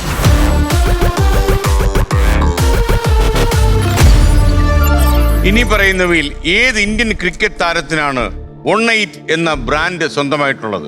Option A Mahendra Singh Dhoni, option B Virat Kohli, option C Rohit Sharma, option D Sanju Samson. കാണാറിയില്ല. ക്രിക്കറ്റ് താല്പര്യമില്ല അല്ലേ? ഞാൻ അങ്ങനെ കാണാറിയില്ല, അങ്ങനെ വല്ലപ്പോഴും കാണാം. നോക്കട്ടെ. പിടിവള്ളി വേണോ? ആ, പിടിവള്ളി വേണം സാർ. ആരുടെ പിടിവള്ളി വേണം? അറിയോ? ഓക്കെ, ചോദ്യം വായിച്ചു കൊടുക്കോ?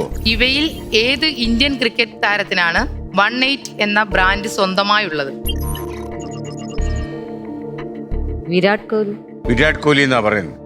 വിശ്വാസം ഉണ്ടെങ്കിൽ എടുക്കാം. ബന്ധുവിനെ വിശ്വാസം ഉണ്ടോ? വിശ്വാസമുണ്ട് സാർ. ആണോ? ആ വിശ്വാസം രക്ഷിക്കുവോ? സാർ കൂടെ ഉണ്ടെങ്കിൽ രക്ഷിക്കും. ഞാൻ കൂടെ തന്നെ ഉണ്ട്, പക്ഷേ തോക്കാനും ജയിക്കാനും ഒക്കെ കൂടെ ഉണ്ട്. Okay sir, Virat Kohli. വിരാട് കോഹ്ലി കൂട്ടോ? ആ, കൂട്ടി. കൂട്ടി. 2 ലക്ഷം രൂപയുടെ ചോദ്യത്തിന് ഉത്തരവാണ് പറഞ്ഞിരിക്കുന്നത്. 2 lakhs വിജയിച്ചാൽ 2 ലക്ഷം, തെറ്റിയാൽ 10,000 രൂപ. പിന്മാറിയിരുന്നെങ്കിൽ ഒരു 1,50,000 രൂപ കിട്ടിപ്പോയി. തെറ്റിയെന്ന് വെച്ചോ, ഇനി ജീവിതത്തിൽ രീതിയോട് സംസാരിക്കത്തില്ല. ഒരിക്കലും അല്ല സാർ, അല്ലല്ലേ? ഒരിക്കലും അല്ല. നമ്മളൊന്നുമില്ലായ്മയിൽ നിന്നാണ് സാർ ഞാൻ 2 കുഞ്ഞുങ്ങളെയും അതോ തോപ്പിച്ചു കഴിഞ്ഞാൽ കെട്ടിപ്പിടിക്കുവോ? ഇല്ല സാർ, അങ്ങനെ അയ്യോ രേതാ, നീ എന്നെ തെറ്റിച്ചല്ലോ എന്ന് പറഞ്ഞ് കെട്ടി, അങ്ങനെയാണോ? അല്ല സാർ, എന്നും ഇതേ സ്നേഹബന്ധം കാണും സാർ. സ്നേഹോഷ്മളമായ ബന്ധം, തീർച്ചയായിട്ടും എല്ലാവരും തെറ്റിച്ചാലും ശരിയായാലും. തീർച്ചയായിട്ടും. രേതാ, ഇയാളെവിടെ ഇലക്ഷൻ നിർത്തണം കേട്ടോ. നിർത്തണമെന്നുണ്ട്. കാര്യം ഇത്രയും ഒരു പൗരപ്രമുഖയായിട്ടുള്ള ഒരാളെ നമ്മള് ഇലക്ഷനിൽ നിന്നിട്ടുണ്ടോ? ഞാൻ അവിടെ കുടുംബശ്രീയുടെ ADS പ്രസിഡന്റ് ആണ് സാർ. ആണല്ലേ? ഓക്കെ. രജിത ഒരു അബദ്ധത്തിൽ കൊണ്ട് ചാടിച്ചു. രജിതയ്ക്ക് വേറെ ആണ്ട് വരായിരുന്ന ആ പുത്തൂരിലെ ആ ഫാക്ടറി ഉണ്ടല്ലോ, സെന്റ് മേരീസ് കാഷ്യൂ ഫാക്ടറി, അവിടെ എങ്ങാണ് ഇരുന്നായിരുന്നു ഈ പ്രശ്നം ഉണ്ടാവുമായിരുന്നു. ഓക്കെ, എനിക്കൊന്നേ പറയാനുള്ളൂ, ഈ രജിതയുടെ സൽബുദ്ധിയിൽ പറഞ്ഞതാണ്. തനിക്കൊരു മിസ്റ്റേക്ക് പറ്റിയാലും അയാളോടൊരു വിഷമം തോന്നരുത്, ഒരു ദേഷ്യമൊന്നും വരരുത്. പുറത്ത് നമ്മൾ പറഞ്ഞാലും നമ്മുടെ പൈസ പോക്കിയത് ഇവളാണല്ലോ, ഒരു ടെൻഷൻ വരരുതേ. അതുപോലെ വണ്ടിയിൽ തിരിച്ചു പോകുമ്പോഴേ സംസാരിച്ചു തന്നെ പോണം, അല്ലാതെ കയ്യിലിരുന്ന കാശ് കളഞ്ഞു പോയല്ലെന്ന് വിചാരിച്ചിട്ട് സംസാരിക്കാതെ പോലും. ഒന്നിച്ച് തന്നെ ലോകമായിട്ട് പോലോ. തീർച്ചയായിട്ടും സാർ, അങ്ങനെ തന്നെയായിരിക്കും. അങ്ങനെ തന്നെയായിരിക്കും. രീതിക്ക് ടെൻഷൻ ഉണ്ടാവുമോ ഒന്നിച്ചു പോകുമ്പോ? ഇല്ല സാറേ, ഇല്ല. ഇല്ലല്ലോ? ഇല്ല. അല്ല, ഒരാളുടെ പൈസ പോക്കി ഇല്ല സാറേ. പ്രയാസം ഇല്ലല്ലോ? ഇല്ല ഇല്ല. മനപ്രയാസം വരുമോ? ഇല്ല. 10,000 രൂപ കൊണ്ട് പോകണം. 2 ലക്ഷം കിട്ടാനുള്ള 10,000 രൂപ കൊണ്ട് പോകേണ്ടി വരും. ഇല്ല സാറേ. ഓക്കെ, അപ്പൊ ഞാൻ പറയാൻ പോവാണ്. രജിത, ഷോക്കിന് തയ്യാറായിക്കോളൂ, താങ്കൾ റെഡി ആയിക്കോളൂ. നമുക്ക് ക്രിക്കറ്റ് അറിയാത്തതുകൊണ്ട്, ക്രിക്കറ്റ് അറിയാവുന്ന ഒരാള്, രജിത ക്രിക്കറ്റ് അറിയാമോ? അത്യാവശ്യമൊക്കെ. അത്യാവശ്യം അറിയാം, എന്നാലും പറഞ്ഞുപോയി, എന്ത് ചെയ്യാനാ. ഓക്കെ, അപ്പൊ താങ്കൾ പറഞ്ഞ ഉത്തരം രജിത പറയട്ടോ? ഞാനത് പറഞ്ഞു സാർ. ആ അപ്രിയമായ സത്യം ഞാൻ മൊഴിയട്ടോ? പറയൂ സാർ. മോളെ പറയട്ടെ? ടെൻഷൻ അടിച്ച് കൊല്ലല്ലേ. പാട്ട് ബീറ്റ് എങ്ങനെ നിൽക്കുന്നു കുട്ടിയേട്ടൻ നോക്കട്ടെ. കുട്ടിയേട്ടാ ഉണ്ടോ? ഇല്ല, നോക്കിക്കോ സാർ. അത്യാവശ്യമുണ്ട്. രജിതയ്ക്കൊരു 135 കാണും. ഓക്കെ, താങ്കൾ പറഞ്ഞ ഉത്തരം തെറ്റാണ് എന്ന് രജിത വിശ്വസിക്കുന്നെങ്കിലും ഉത്തരം ശരിയാണ്. അപ്പൊ രജിതയ്ക്ക് ഇപ്പോഴല്ലേ ശ്വാസം നേരെ വീണത് അല്ലേ? അയാൾ ഇങ്ങനെ ഇരുന്ന് ആരെയൊക്കെ വിളിച്ചത് 2 ലക്ഷം രൂപയാണ് കിട്ടിയത്. 2,200,000 rupees. You got it. സന്തോഷമായോ? തീർച്ചയായിട്ടും. നീ 4 ദിവസത്തേക്ക് ഉണ്ണിയപ്പ കടയ്ക്ക് അവധി കൊടുത്താലോ? ഒരിക്കലും ഇല്ല സാർ. പറ്റത്തില്ല. വ്യാഴവും ഞായറാഴ്ച ഉണ്ടാവും. എല്ലാം ഉണ്ടാവും സാർ. 2 ലക്ഷം രൂപ കിട്ടിയത് പ്രമാണിച്ച് അടുത്ത ഞായറാഴ്ച ഉണ്ണിയപ്പ കട ഉണ്ടായിരിക്കുന്നതല്ല? ഉണ്ട് സാർ, ഉണ്ട്. മത്സരം തുടരുന്നു. തീർച്ചയായിട്ടും സാർ. അപ്പൊ ഇനി 3 ലക്ഷം രൂപയുടെ ചോദ്യം. Question please.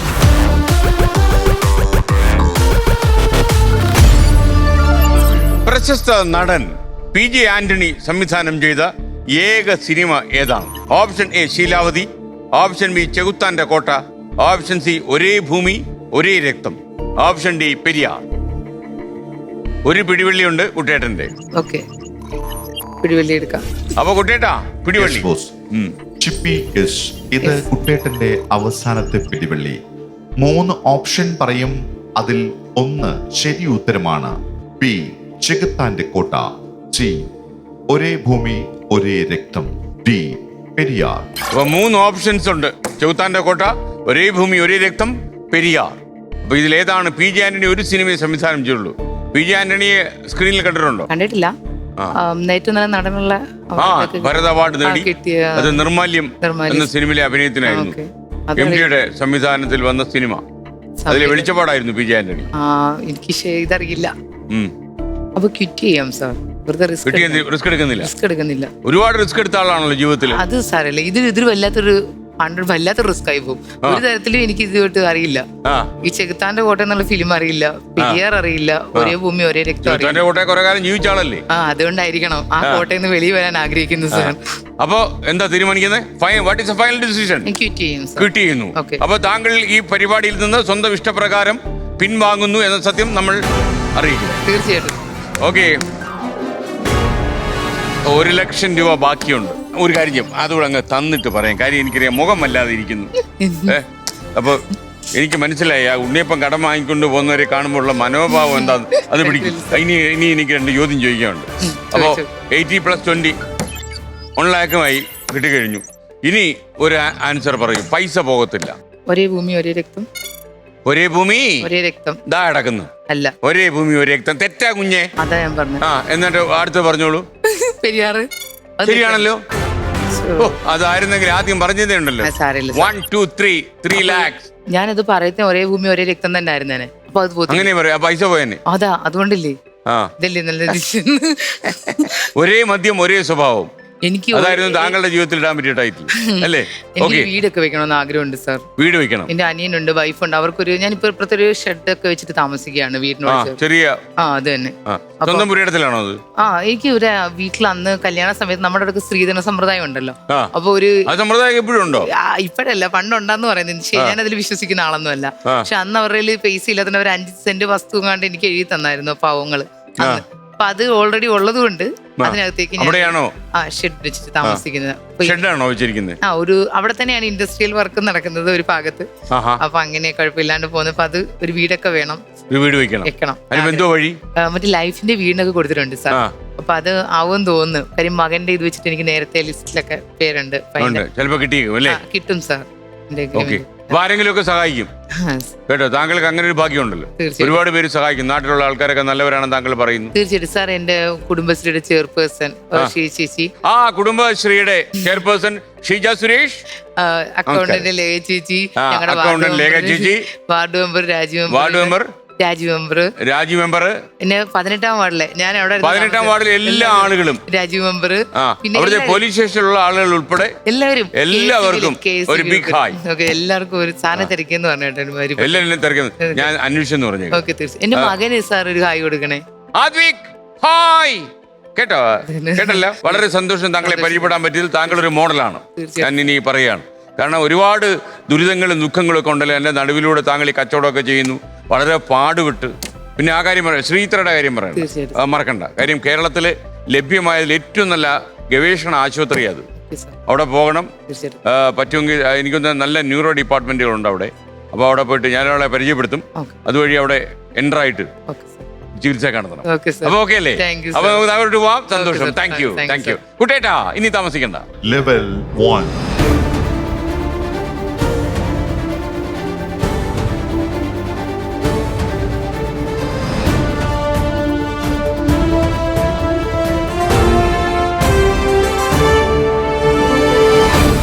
ചിപ്പി, ഇതൊരു സർട്ടിഫിക്കറ്റ് ആണ്. വീട്ടിൽ കുറെ സർട്ടിഫിക്കറ്റ് പോലെയോ അതൊക്കെ കളഞ്ഞു എടുത്ത്? ഇല്ല സാർ.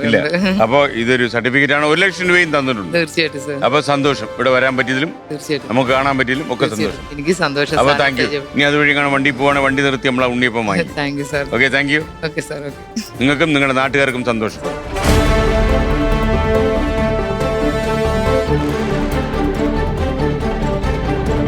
ജീവിതം മുഴുവൻ ഒരു പോരാട്ടമാക്കി മാറ്റിയ ചിപ്പിയുടെ ജീവിതം കണ്ടപ്പോൾ നമുക്ക് മനസ്സിലായില്ലേ, പല ആളുകളും നേരിടുന്ന പ്രശ്നങ്ങൾ നിസ്സാരമാണ്. അതുതന്നെയായിരിക്കും ഒരുപക്ഷെ ഈ പരിപാടിയുടെ ഏറ്റവും വലിയ മഹത്വം എന്ന് ഞാൻ വിശ്വസിക്കുന്നു. മറ്റൊരു മത്സരാർത്ഥിയുമായി ഇനി നാളെ രാത്രി 9 മണിക്ക്. Good bye.